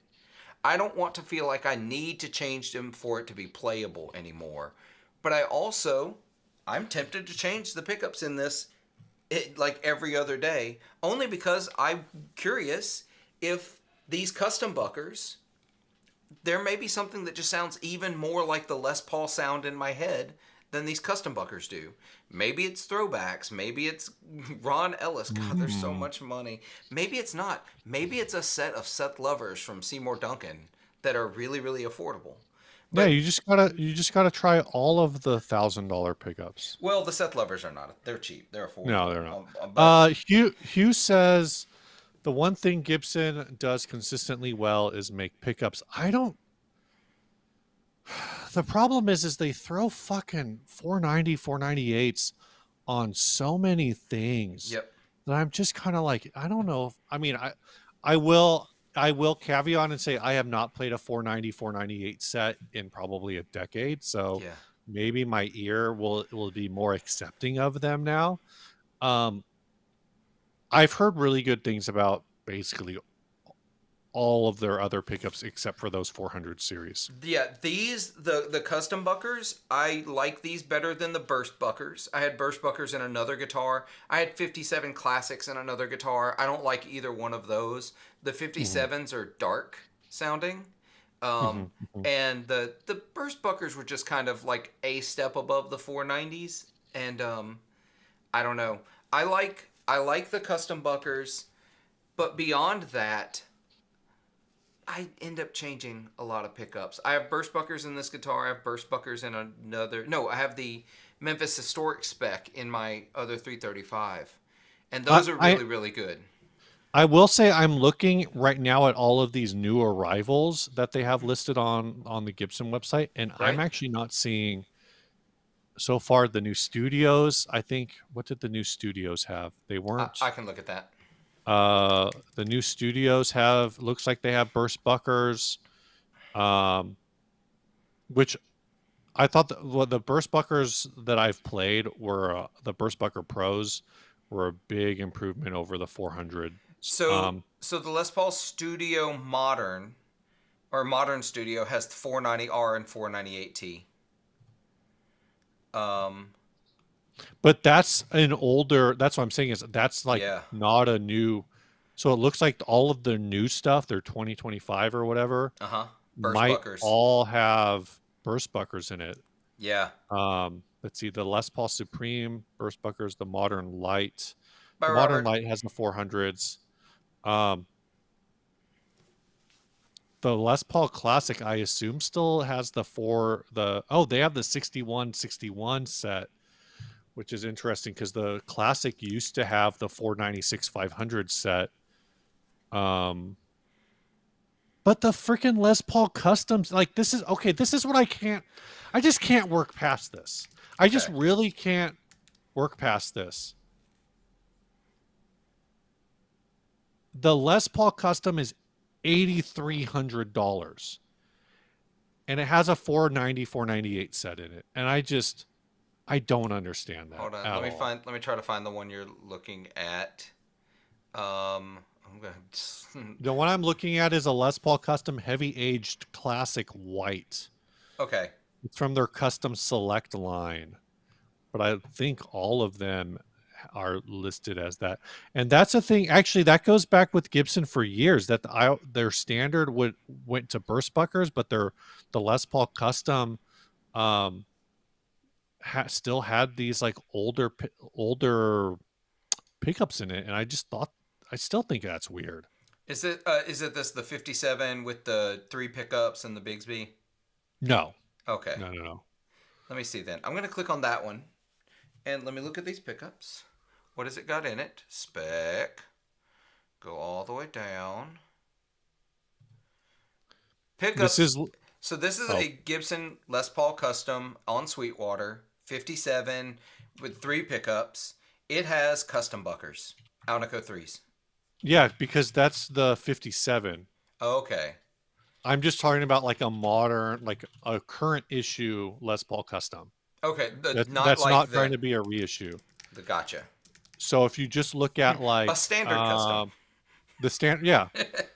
Here's one. They have one on Sweetwater Gibson Custom Les Paul Custom Alpine White Ebony Fingerboard, $5,800. Yep, I see that one now. Uh, Okay. I I believe that one. Yeah, that Scrolling one has the down. 490, 498, Yeah. and it's just weird to me. It's like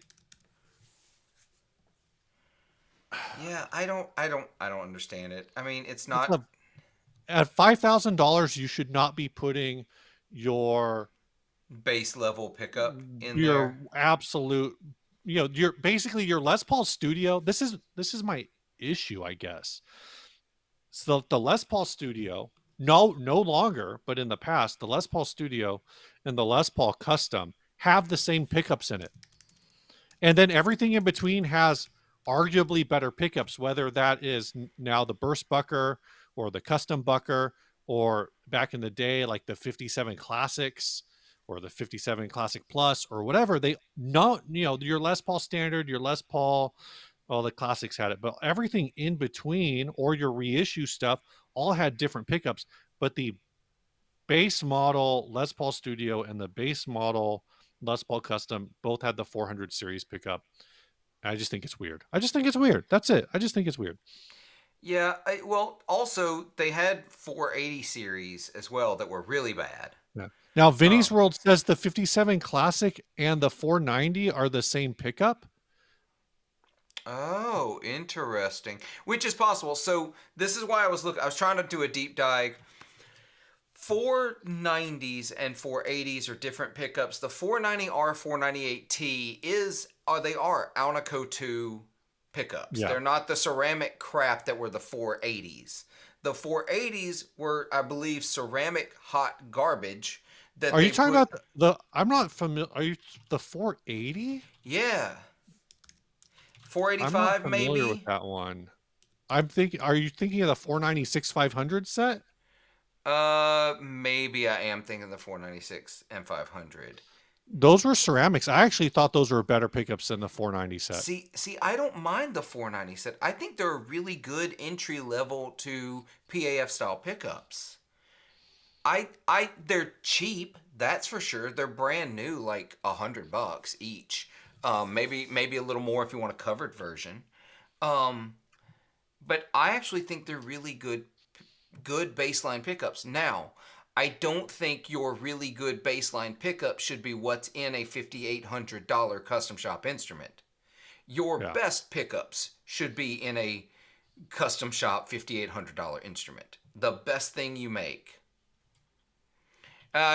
You know what, Joey? I may be thinking the 496 500 set. Those, I think that's what was in my SG. I have the SG Special, like a 2004, like lowest level SG Special.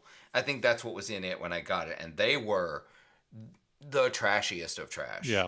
The 496 500, it's in the Explorer. It was kind of their go-to pickup for a long time for anything that was supposed to be like a modern guitar, Yeah. because it's that extra hot ceramic. I actually again, I thought it sounded really good in the Les Paul Classic. Yeah. I I don't mind changing pickups. I mean, a Seymour Duncan is a pretty affordable upgrade pretty quick. Or upgrade really quickly done. Um, what's a set of Seymour Duncan? Don't even not even going like the highest level. What's just a JB Jazz set? I think they're like 200 now, maybe. Let's see. Let's see how much those cost now. I mean, I haven't priced one in forever. They have an antiquity version for 338, but like, oh, it's $198 For the pair. for the pair for the JB Jazz. Yeah, which is, or Joey mentioned the JB59, which is That's what I have in my the SG right now. yeah, that's the other classic combination, which is 210. Yeah, done. Oh, you can actually, it looks like you can get that actually at Guitar Center for 198. So about 200 Yeah, plus or minus and 20 then if you're bucks. willing to buy used, you can knock off another 20-30% off Yeah. of that. I think it's definitely worth it. Changing pickups can be fun too. There's just a fun Yeah. time in changing Yeah. pickups. So, I mean, I know people think it's insane and they wanted to rag on Rhett for it, but when I got my Novo Ceres J, the first thing I did was change the pickups. We teased that at the beginning of this. Yeah. Do we want to talk about Yep. Novo? Let's hit it. Let's hit that as we get ready to go out here. So, I have a few Novos. I love Novo guitars. Yeah. Yeah. I You don't even play in church. I don't even play in church. Not anymore anyway. um, so Dennis Fano, the founder of Fano Guitars, who then sold it, and by the Yeah. way, went with the sale of the company for 3 years until he left. Yeah. Yeah. Just saying. Um, also then later in 2015 he founded Novo Guitars. There's been so much speculation in the Novo Facebook groups about this that Mhm. from people who don't understand how corporate mergers work. Once again, we're arts people who don't always understand how business works.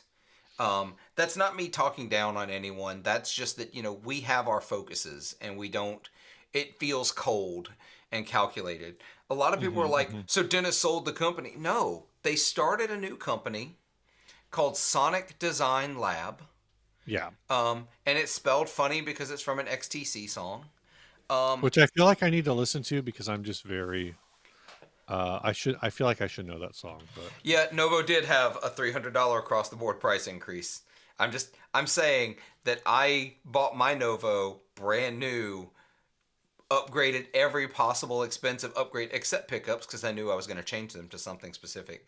And then I paid less for my Novo in 2021, or I ordered in 2020, than it costs for base level now. Whew. Right. Anyway, so what's happened is, to the best of my knowledge, to the best I've been able to piece together and talk to some Hmm. people, and so Neil Reed, who was a co-owner of Fano, Right. and He was listed somewhere as the chief something or other well, that's of the new one, isn't it? in the no uh where I need to see where I found it. Sure. I was doing my own little I was God I was doing my own little KDH run. Oh, I Uh gotcha. So while Steve finds the actual position, I know he was a co-owner of Fano, yeah. and then because so Fano history, real quick, real fast. Dennis Fano founds Fano Guitars, eventually sells to Premier Builders Guild, who also owned Two Rock at one point. Um, Premier Builders Guild folded in 2016. And Hmm. at that point, Fano was bought, and I think the co owners, one was from Arizona and the other is from the UK. And they were built in Arizona. Um, well, now, Dennis and Neil Reed, the co owner of Fano, have brought the brands together under a bigger umbrella brand called Sonic Design Lab, Yep. where Neil Reed serves as the CEO, Dennis Fano serves as chairman of the board and chief creative design. Yeah. That So is a partnership. Neil was listed as the director of Fano Guitars Europe Okay, Limited. But this is looking at the UK company like information. gotcha. Like because which is again, this is the same thing. This is the same page that KDH used to try to expose Oh, Anderton's. Yeah, Leanderton. yeah, Um, so Neil Reed seems like an interesting person. Like you said, like he's been working with Fano for a while. It sounds yep. like, um, but on his like his profile on Sonic does the Sonic Design Lab page, I feel like doesn't exactly inspire confidence. No, dude. When Because hold on before you even go there, sure, I'll tell you that I went on there right after this was announced, and they still had the gobbledygook language that's automatically in a page template until you oh change it yeah, to your own language. I Like saw that too. I was like, yeah, they still haven't done any of this. They're still Uh, fleshing this out. But his says Neil has over 30 years of experience in the music, television, and media industries. He has built and turned around several businesses as well as floating a company on the London Stock Exchange.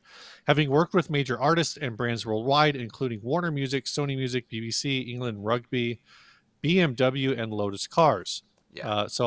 You know, Lotus is on my dream car list. Mm-hmm. So apparently, I need to figure out if am I getting a Fano or am I getting Yeah. or a Novo or a Lotus or maybe I just need to get start schmoozing with Dennis. Uh, Can you get a Lotus and finish over finish now with Relic, like light and heavy Relic?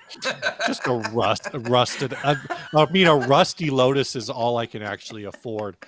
Um, so the weird thing is so he's a marketing guy, he's a marketing consultant, Sure. he's got a marketing company. He's also been the it's listed as direct. I don't know what the role of director means on this website because it's I think it might mean more than it does in role director and then occupation for Sonic Design Lab. His occupation is company director. His occupation for Fano Guitars Europe is CEO. Yeah. His occupation for he owns a shop museum. This is the weirdest one that I found. He owns a cute gift shop slash tea room set in a country cottage garden selling toys, ceramics, and souvenirs called Pooh Corner. Oh. Neil Reed basically owns a Milne themed tea house. Yeah, that's wild. And I think they may actually be I was trying to figure out what exactly is going on, but I think they may be like an officially licensed by the Milne estate to run this thing. And they purchased it from somebody else who actually set it up in like the 70s. Um, Oh, that's yeah, cool. founder Mike Ridley and his wife created the gift and tea shop in 1978. Um, a year earlier, having used his skills as a potter to manufacture Winnie the Pooh ceramics under a license from Disney, whom he eventually held a license for over 10 years and met Christopher Milne on a number of occasions. So it's kind of like I just think that's so strange. Yeah, I do too. Um, but that's also where I kind of thought of like the idea, and I pitched this to you before, and I pitched this as 100% speculation, but I got Phil McKnight to read this during the live stream on Friday, that this kind of just feels a little bit like a rich guy who loves guitars, who, it's like if I won the lottery and then was always in like Doug Cower's ear, because Doug and I go back, and then all of a sudden I'm like, hey Doug, I won the lottery, what do you want to do? Like, let's have some fun, here's $20 million because I'm bored, let's have some fun. Like that's how I was reading this situation. Yeah, Like maybe not that amount of money, but but an amount of money that like where some, it felt like a super fan situation. And it seems like maybe that's not so much the case, but there's definitely like a lot of side hustle happening from this guy being a marketing consultant yeah, and whatnot, which is also kind of the David Colt situation with Reverb. Like he was a musician, guitar enthusiast, whatever, who also had like a side hustle as like a tech bro. Or actually his main gig was being a tech bro. His side hustle what became reverb.com. yeah. um so I just think it's really interesting. I think it's interesting for Dennis to get his name back. I actually think the Fano story itself is really interesting because they've gone from premium brand to weird sort of like like the last time I played Fano at NAMM, they were all the import stuff. They were like, Oh, yeah. why does this $800 guitar, like this is a whole thing too, not to, I'm going all over the place, You're good. but the fan last time I played a Fano was at NAMM. They were eight, I think everything they had there was between 800 and $1,000. Right. And um and they were heavy as hell. And I remember going to them with Ryan, and Ryan and I were sitting there uh looking at these things thinking like, these are like, these feel the same as Eastwood, Revolta, um, Vintage. Like there's a certain like weight to a guitar when you pick it up, when it weighs a certain amount and has a certain feel to it in terms of the lacquer and everything that it uses, where you just, they're like, I feel like these all came from the same factory. Yeah, and they did. And like I said, Eastwood has that vibe. Those Fanos had that vibe. Um, vintage slash Revo slash whatever, all that Wilkinson stuff out of the UK. Like they were all just like heavy as hell. Now I don't know if the new ones, now that they're back making these in the US, if Well, they so have they that. they never stopped making the U.S. made. There's two series Right. What they were featuring where the at import NAMM stuff. Yeah, was the import stuff. yeah. I think that's going to be a big deal. I got to play some of the alt de factos at a few different Hmm. music Hmm. stores. I played them at Zach's shop, High Voltage, um, and they play really great. I almost bought a GF6 at 2021 NAMM in Nashville. That actually, one of the working class music folks ended up buying it. Hmm. And then I think they sold it, and I'm really, really jealous because I really wish I could have bought it. Because they look like Starcaster, but better. And I will die by that assessment. Yeah. Um, I did want to pause for a second, um, sure. and just give a shout out to Richard, who's been super active in the chat, which I appreciate. Uh, but his one of he says one of his dogs died last night, so Oh I no. do want to thanks for coming and hanging out and letting us be a distraction for you, Yeah. because that's definitely tough. It's never ever Um, ever easy, and it's uh, man, we actually Steve, I don't know if we ever told you, we lost one of our dogs while we were at NAMM in California last year. Passed away I here. know you told me you lost a dog, but I didn't Yeah. know. I Yeah. didn't realize what that timeline was. Yeah, it was. We found out about it literally. I found out about it the morning we were all packing up to leave. So y'all left the Airbnb. That's when I had to break the news to Kelly. Hmm. It was rough. It was rough. Our pets are family, and it's real hard. So sorry. I'm glad we were Yeah. able to be a distraction for you with this nonsense. Yeah. Um, Hugh, yes, I'm talking about the Eastwood Revoltas. So Revoltas aren't they manufactured through Eastwood? Why yes, is that in my head? that's so they are a partnership between Novo and Eastwood. Uh, it is also an Novo own, it's a Dennis Fano brand. They're all designed Yeah. by Dennis, but they're built by the Eastwood factory. Yeah.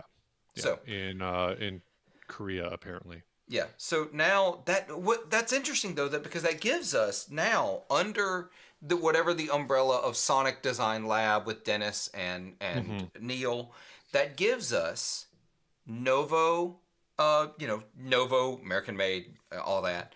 It gives us the alt de facto Fanos. It also gives us the Ultra Fanos that are overseas made, and it gives us the overseas Revoltas that are being made. And like they're bringing it all into a bigger facility in Nashville. They're moving out of Arizona.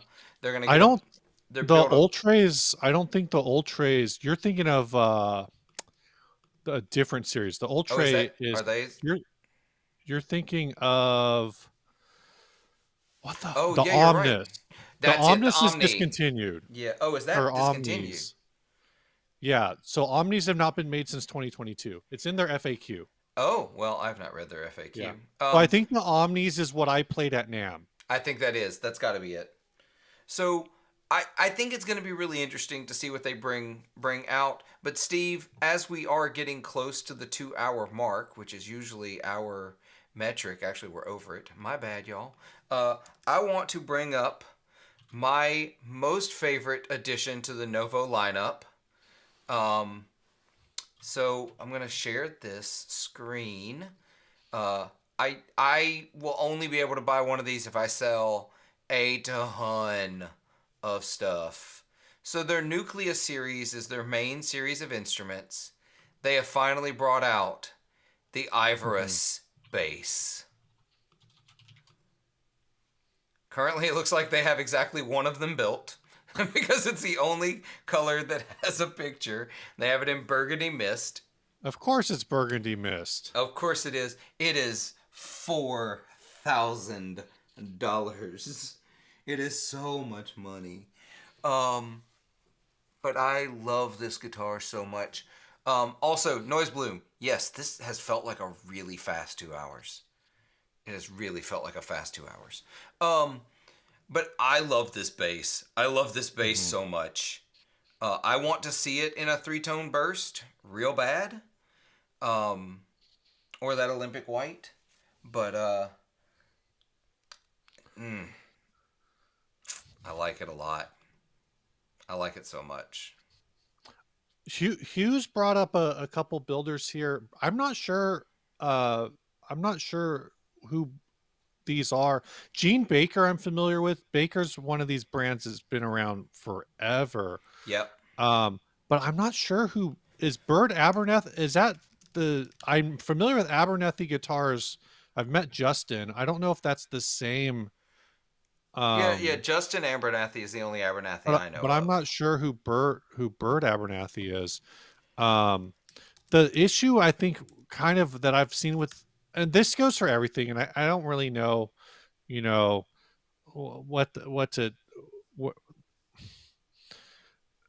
there's definitely a thing I think where it's hard to talk about brands. Like I guarantee you Ryan doesn't know who Baker Guitars is. Oh, I can Justin almost is Justin is Bird. Oh, Okay. okay, Justin Isbert. Um so I know Abernethy is like real hyped. I shouldn't say hyped. Like his stuff is really cool. With a very, I guess, specific sort of subset of builders, but they're very like out there.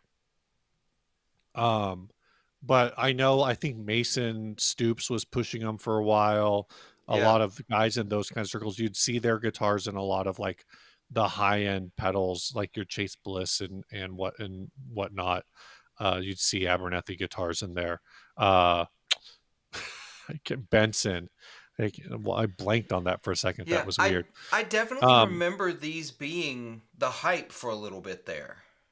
Um, and and I think some of this is interesting because I think it really leans into, unfortunately, I'm going to say unfortunately. Um, Hugh says Ryan knows about Baker because I proselytize. That's fair. Um, Something that I think is kind of interesting, and I don't think it's necessarily like the truthiest truth, um, but it's something I think to think about is um, how much guitar culture on the internet, which turns into what drives um, what gets talked about on YouTube, right? is happening through this like snake eating its own tail that is um, that is church music. Yeah, dude. Like So how much press do brands like Novo, like did Novo get big because some church musician picked it up? I don't know. I don't I know what that story is. I just know I see their stuff in that space a lot.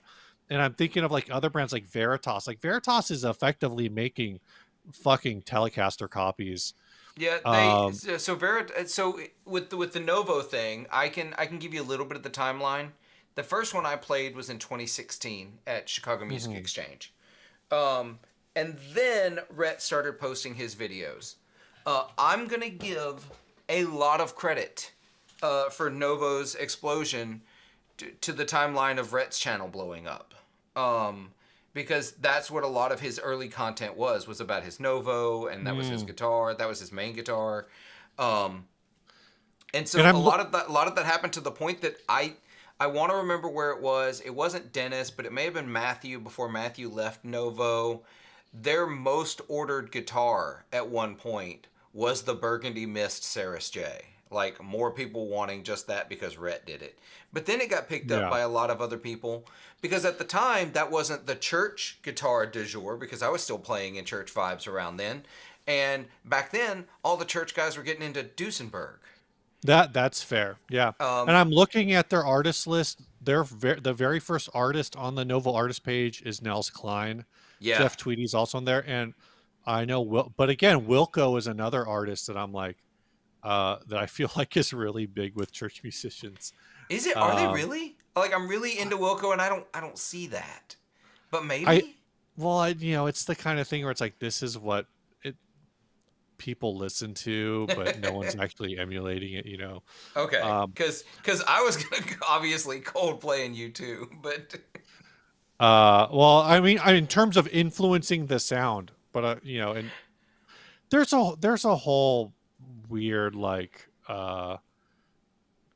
that whole thing. Oh, Joey Landreth is on their page. yeah, Corey Convilio. Joey's got a few. Um, so I don't know. I don't really like I said, it could just be my perception from coming from that world, you know, um, and seeing that with like brands within that space. I find Uh, Corey Taylor being on there is interesting.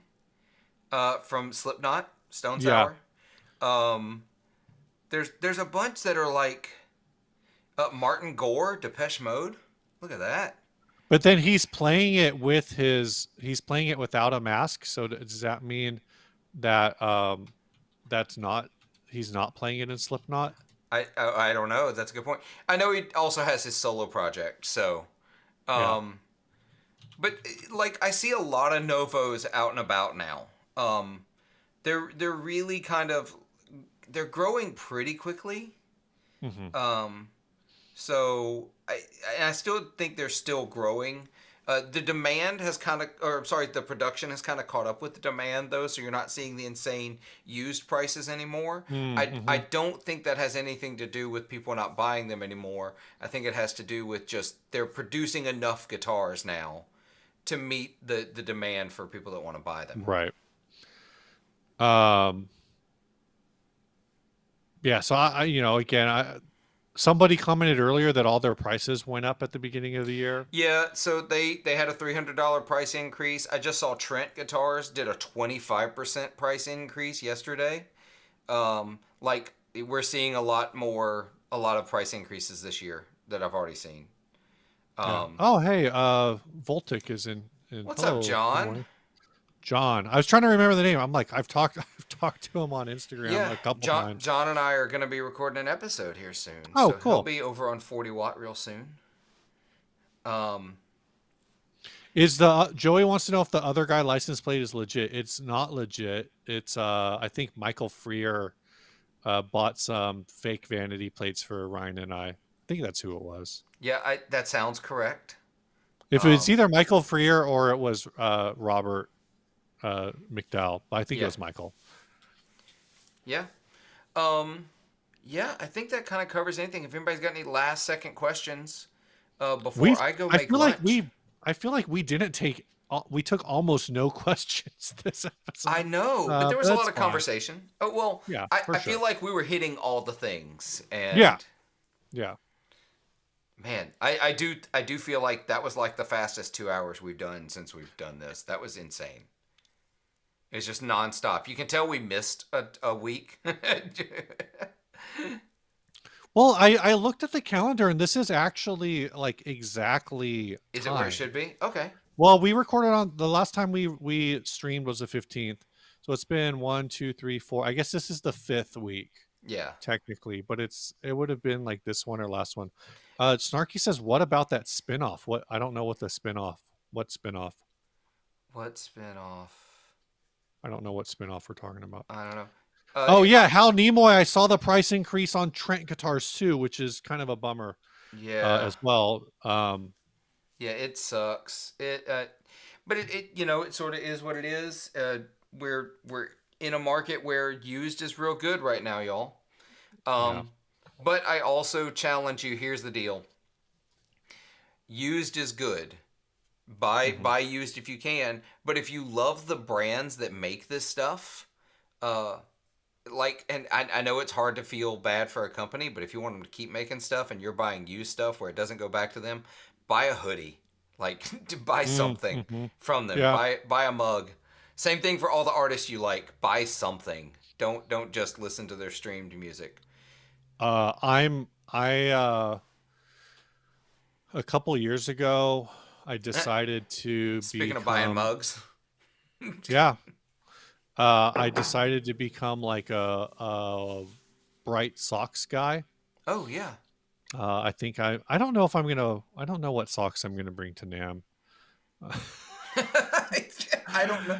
You know, that's the uh, thing we barely talked about, by the way. NAMM. yeah.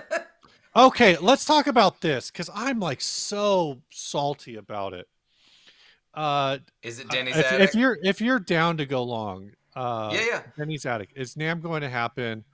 I heard some companies pulled out because of the fires. Um, I think a I, company I'm pulled I'm out. trying to decide what I can and can't talk about. I can talk about whatever. It's public. I don't Yeah. really whatever. Uh, so NAMM at this point. Uh,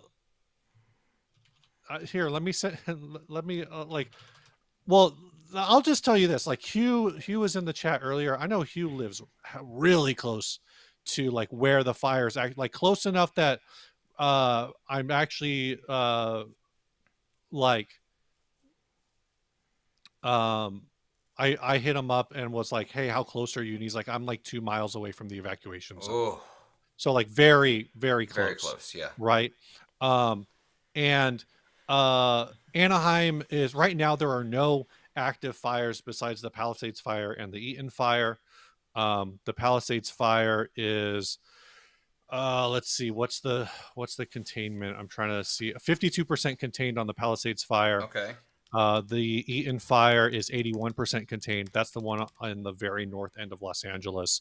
Um, there are no other. I am not. At least I am not seeing any other active fires in the state, which is different than it was a while ago. There Yeah. are some, but there I'm not seeing anything in Southern California. Um, and and so that's going. Um, the I don't think Nam was ever really under threat. I don't either. Anaheim was 40 miles from either 40 to 50 miles from any of the fires. Um, the I do wonder if um some companies what one thing this is again 100% speculation is I wonder if NAM basically gave companies now and said, look, we will give you a discount on your next year's show or something if you don't feel comfortable coming out, Yeah. right? Something like that. I don't know. David Menenzi says maybe some logistical implications. LAX, I don't believe was ever closed. I don't think LAX even had delays. Nope. Um, They said neither it nor the John, Anaheim airport. John yeah, Wayne. John Wayne, which is it's not in Anaheim, but It's it's in somewhere Santa near there. Ana. It's in Santa Yeah. Ana. Um, and yeah, Joe was right next to the Sunset Fire, I believe, Yeah, he which was. I think is out now. That one got handled, I think, the fastest. Um, because Yeah. I think they actually arrested someone for arson for that one. Oh, really? I Yeah. haven't been staying up on that news. Yeah, I tried. Um, I tried. so, uh, so the one company, I'll just say it, Maybach Guitars pulled out. They're a German company. I was talking to Ryan about it, and Maybach is really interesting because I don't think they have a single dealer in the United States. Um, They don't. and it's actually illegal for them to sell their guitars in the United States, from Yep. what I understand, Not because illegal. It is difficult. I'm familiar with them because I feel like we talk about them a lot when I'm on Guitar Nerds. oh Um, yeah, I'm sure. they have a series of guitars that I would understand they don't want to try to sell in the US because hold on, I'll show you why. I'll share the screen. I would This argue is that they have four series of this is guitars. why they don't want to sell guitars in the US. Well, my understanding is they can't. Yeah, look at it. Look at it. It's called the Lester. Yeah.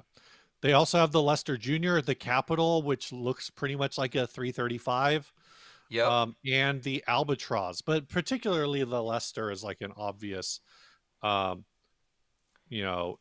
So there's that, and they also have the Jetwing series, which is a flying V. And all things being equal, and would it be a problem, Um,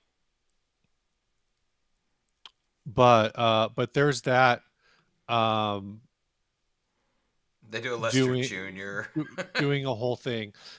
So they don't even sell here. So they come to NAM, and there's a whole like I don't when you cannot sell, or like if you don't sell and possibly can't sell in the United States, like I don't know what the benefit of a show like NAM is over like whatever the German equivalent of NAM. I Yeah. just don't know. I can't speak to that. But my issue was that they pulled out. They said that they're pulling out because of the fires, and I don't know if you want to try to find that. Uh, Yeah, I can find that real quick. of course, if you look up Maybach Instagram, you get the Mercedes uh, Instagram, not theirs. Um, it's a very like well put together statement, I think. But basically, they say after careful consideration, we at Maybach Guitars have decided not to attend the NAM show. Not an easy decision. It's always been an incredible opportunity to connect with the community. Agree with that. Showcase our instruments. Okay.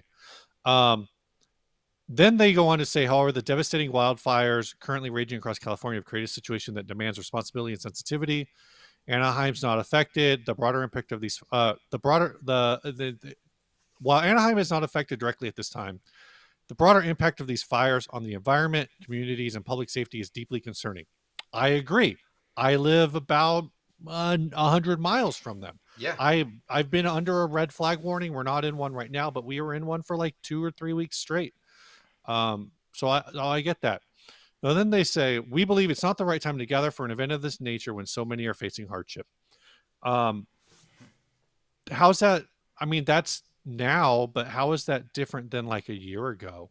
Right. Like It it's hyper local-ish, I guess, but like then he says the safety of our team partners and global community is our highest priority. Well, none of those things are at risk here. Yeah, none of those things are at Um, risk. They've put out statements that say that the hotel usage for NAMM has not affected the availability for people evacuating yeah, homes.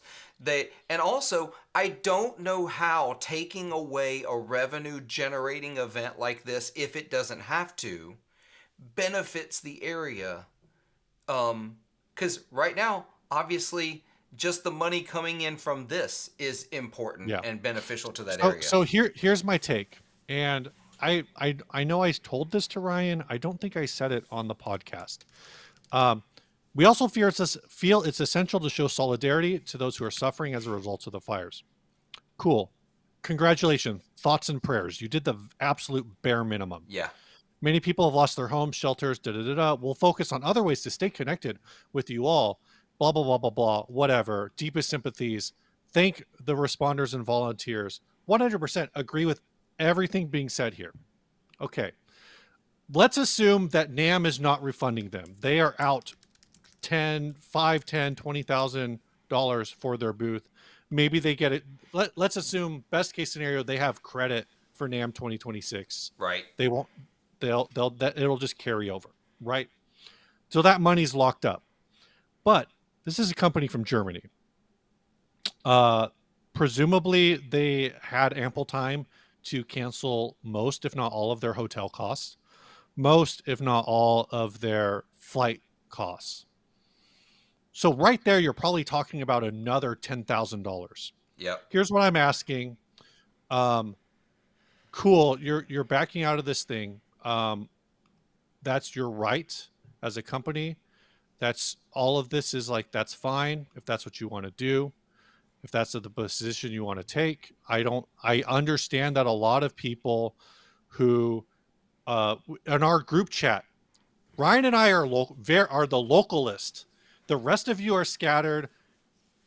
All over the place. Mississippi, Florida, Georgia, Ontario, Canada, Canada, Germany. Germany, right? We're all over the planet. So I understand when some of those people are like, is this thing going to happen? And they're kind of relying on Ryan and I to be like, no, dude, it's fine. Like, don't worry about it. Yeah. Like, it's not, everything's fine. Um, but when a company who's heavily invested is going to make a big public statement to this, Michael Krause, I 100% agree. You've just freed up $5,000 to $10,000 of your marketing budget. Where is that money going? Yep. What charity are you donating to? How are you supporting volunteers and first responders? Because that money was already spent. Yep. That money was And spent. now you got it back. Are you just putting it back in your pocket? Because now it just looks like, yeah, maybe you were a little concerned, but also you saw an opportunity to save a little bit of money in what could be a lot of people think this is going to be a tough economic year globally, Yeah. right? Like that's kind of the expectation. So again, like it's their right to pull out. I just think this statement comes across as like people always want to talk about is like, oh, when you post that you don't like something on social media, you're really just virtue signaling unless you're actually doing something about it. But this is to me is like this is actually virtue signaling. You're Yes. saying thoughts and prayers, da da da da da da da da da whatever, and but what are you actually doing? And maybe they're doing something. I don't know. Maybe they're doing something, but it just seems weird, right? Well, yeah, Hugh. No one from Palisades would 100% agree. Altadena seemed like it's like a mixed neighborhood, but the biggest issue is if you stayed in a hotel in the OC and you worked in Altadena, it's going to take you 4 hours to get to work. Yep. That's a So little bit of an exaggeration, but I want to cover a couple of things. I think you make some really great points. I don't really have anything else to add to it. I do feel like it's virtue signaling. I like Maybach guitars. I don't know them, but I've heard from people that do know oh yeah, them their stuff that plays great. also, I do want to mention, where did this comment go? Hold on, I gotta find it now. Uh, A Cyprium, anyway, Kyprium asked about price for the Maybach guitars, so I'll give you that real quick.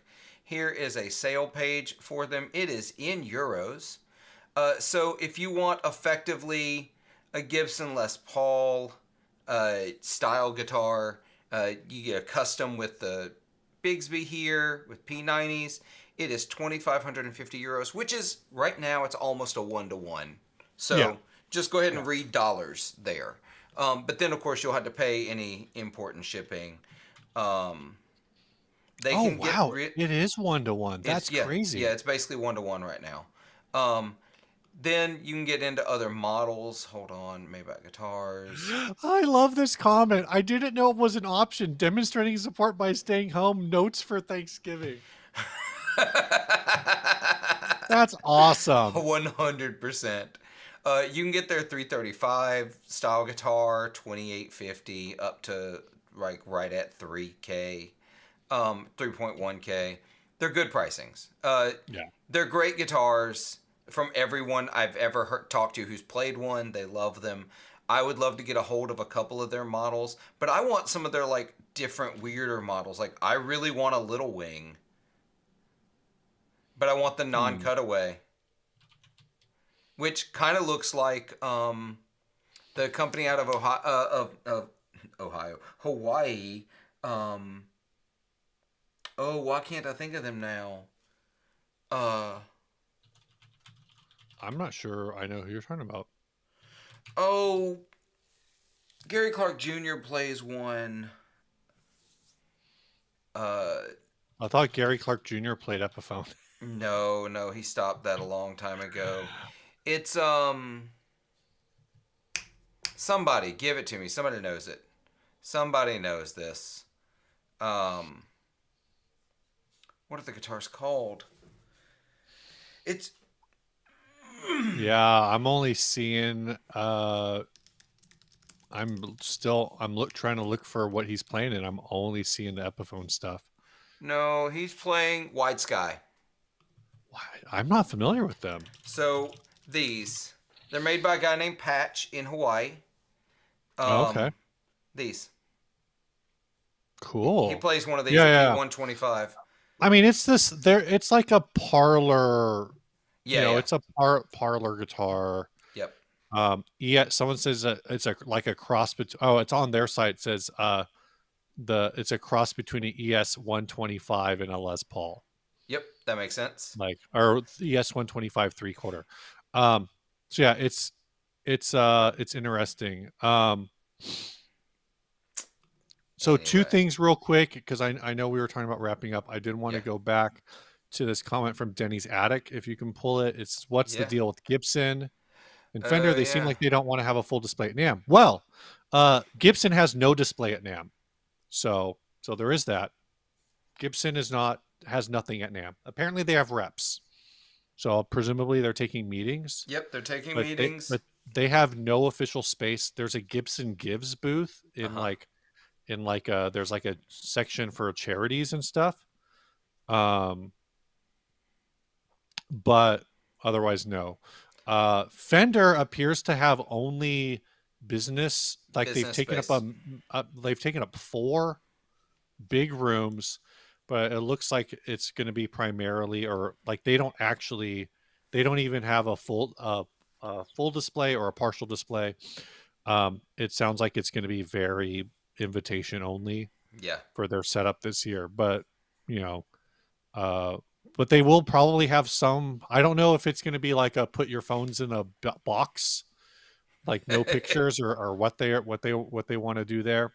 Um, I'll but ask I some know, questions. I know someone to ask questions um, of. well, I'm currently planning on being at a Fender event at some point. Oh, good deal. But like I said, it's very the impression it's not like Yeah, let's yeah. see who we can, you know, show up. And I think Ryan and I are still talking about the idea of just trying to crash wood wires and volts and just seeing if they'll let us in without buying a ticket. Yeah, I'm Um, probably gonna end up paying the thing. but I don't know what's going on. So yeah, so Fender, I don't know what the deal is. Fender seems like they're kind of like um testing the waters this year. Yeah. Maybe if a lot of their dealers are like, or maybe they just don't want to. Because the other thing is, if they don't do a full booth, it means they can pretty much leave their marketing people at home and just only bring in like the business people. Um, but yeah, I don't know. Um, Gibson again. I know they have reps there because one of their reps is supposedly going. Ryan's doing a Q&A on Tuesday. Before NAMM, that's like kind of a how to work with influencers thing. Yeah. Uh, and I think that's yeah, connect with these influencers at the 2025 NAMM show, and there was an article about it that came out a while ago. And this is being set up by Tracy from Amplify 11. But I believe there's also like they're having some kind of Ryan's supposed to give a presentation. I don't know what I don't know what that's going to go like, but Yeah. so yeah, so that's kind of that thing. Richard, we're kind of hitting all the NAMM stuff real quick. Richard Yeah. Nagamitsu, never been to NAMM, so at the end of it, what do? Retire to your room and check out the swag of the day. I'm sure that's what some people do. You Um, drink. You drink I a can lot. say Thursday night Ryan and I have a the Fender thing we're going to try to go to that again I think is pretty low key. Yeah. Um, and then the NAMM house is trying to get everybody to meet up at a local taco shop. I believe is the plan. Yeah. If not that, Friday, the Woodwire and Volts has a VIP event if you buy the VIP ticket yeah. Uh, that has I food don't and know why I said that drinks. like that.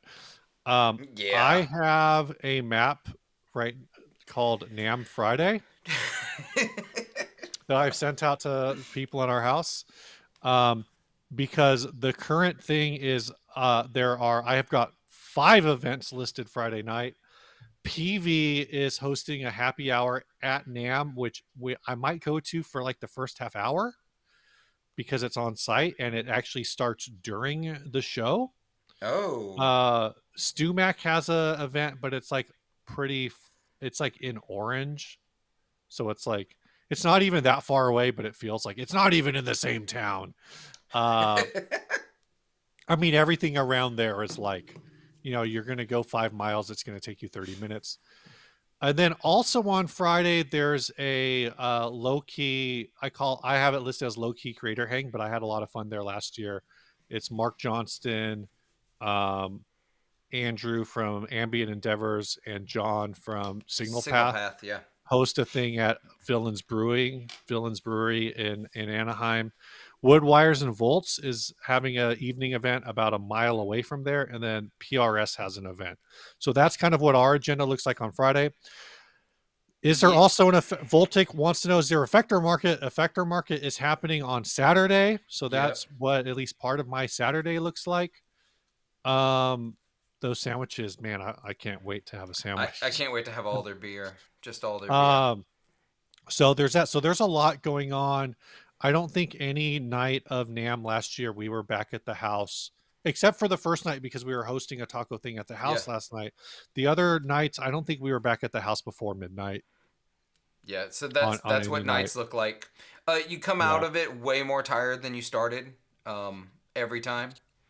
yeah, So it's gonna be a blast. You're gonna see a ton of things. So make sure you follow all the appropriate social medias, and who knows where it's all gonna go out at. yeah. So Claudia, well, I know Ryan and I typically, and this is a habit out of the past because the internet used to be so bad inside of the convention center. I think it's a lot better now, but used to, you would take pictures all day long and then you would just photo dump at the end of the day. yep. You don't have to do that anymore, from what I've seen. It's still It seems not great. It's still not great. I had to go to the it the creator it's lounge so much last better year. than it was, though. Yeah. I went to the creator lounge a couple of times and really worked hard to get some things posted and like, nah, bro. I'm gonna figure it Yeah. out. So I'm gonna hit these last couple things. Claudia Yeah. J asks, "Are you in Japan?" I'm not in Japan. I'm Are not you in in Japan? Japan. I wish I Neither were of in us are in Japan. Japan. And I think, and then the other question, are you Fender centric? Um, I think Fender is such a big part of the business that you could focus, and you'd have to go out of your way, I think, to intentionally avoid Fender. So it just ends up being like a thing um to that you have to like plan. Yeah, and that's funny because yeah, we both pulled down our Gibsons on this episode. Um I'm definitely in my head. I'm in my head. I still tell myself that I'm a Fender guy, but I also almost only pull the Les Paul off the wall these days. I will say, let's see. Todd says protect your ears. One of my first tasks, hopefully they still have them, is I do have a ticket to the Eargasm event, which is just going to the Eargasm booth and getting a free set of earplugs. So, um, Ooh, is that a thing? yeah, did you not get the email? I have, man, I've gotten so many emails. I haven't been able to get Yeah, through I them know. all. I will double check. I need to Yeah, try to it's a do that. ticketed event, and if you don't have it, I can forward you Yeah, the forward that invite to me. because I'd love to it's get just that. they have like thousands of pairs of them. It's just they want people to Yeah. do it. That's what I have already, but I'd love to just get a new pair because those are kind of old. Yeah, All right, I think that's it. I I think think we that's did it. it. Let's say that we really did it. We did it. Thanks, y'all. We sure appreciate y'all hanging out. Oh my gosh, like we crossed almost 80 at one point for this stream, and Yeah, it took it's this still long at for us to. 67, which is Yeah, wild. yeah, it took us this long to get a thumbs down too. So whoever that was, we appreciate it. So y'all have a great week. You're gonna see a bunch of us. I'm sure there's a bunch of content coming out of NAMM. Be looking for a giveaway through NAMM House. We're going to be announcing Oh that a whole yeah, bunch. We need yeah. to start talking about that a whole bunch more. So, our trip to NAMM is being sponsored by Sweetwater. And Yep. so, you're going to see a giveaway. There's going to be a bunch of stuff, ways for you to sign up and do that kind of stuff. Be looking for that. And we're going to get out of here. Yeah. Be good to yourselves. Be kind to each other. Make some noise. Stay grounded.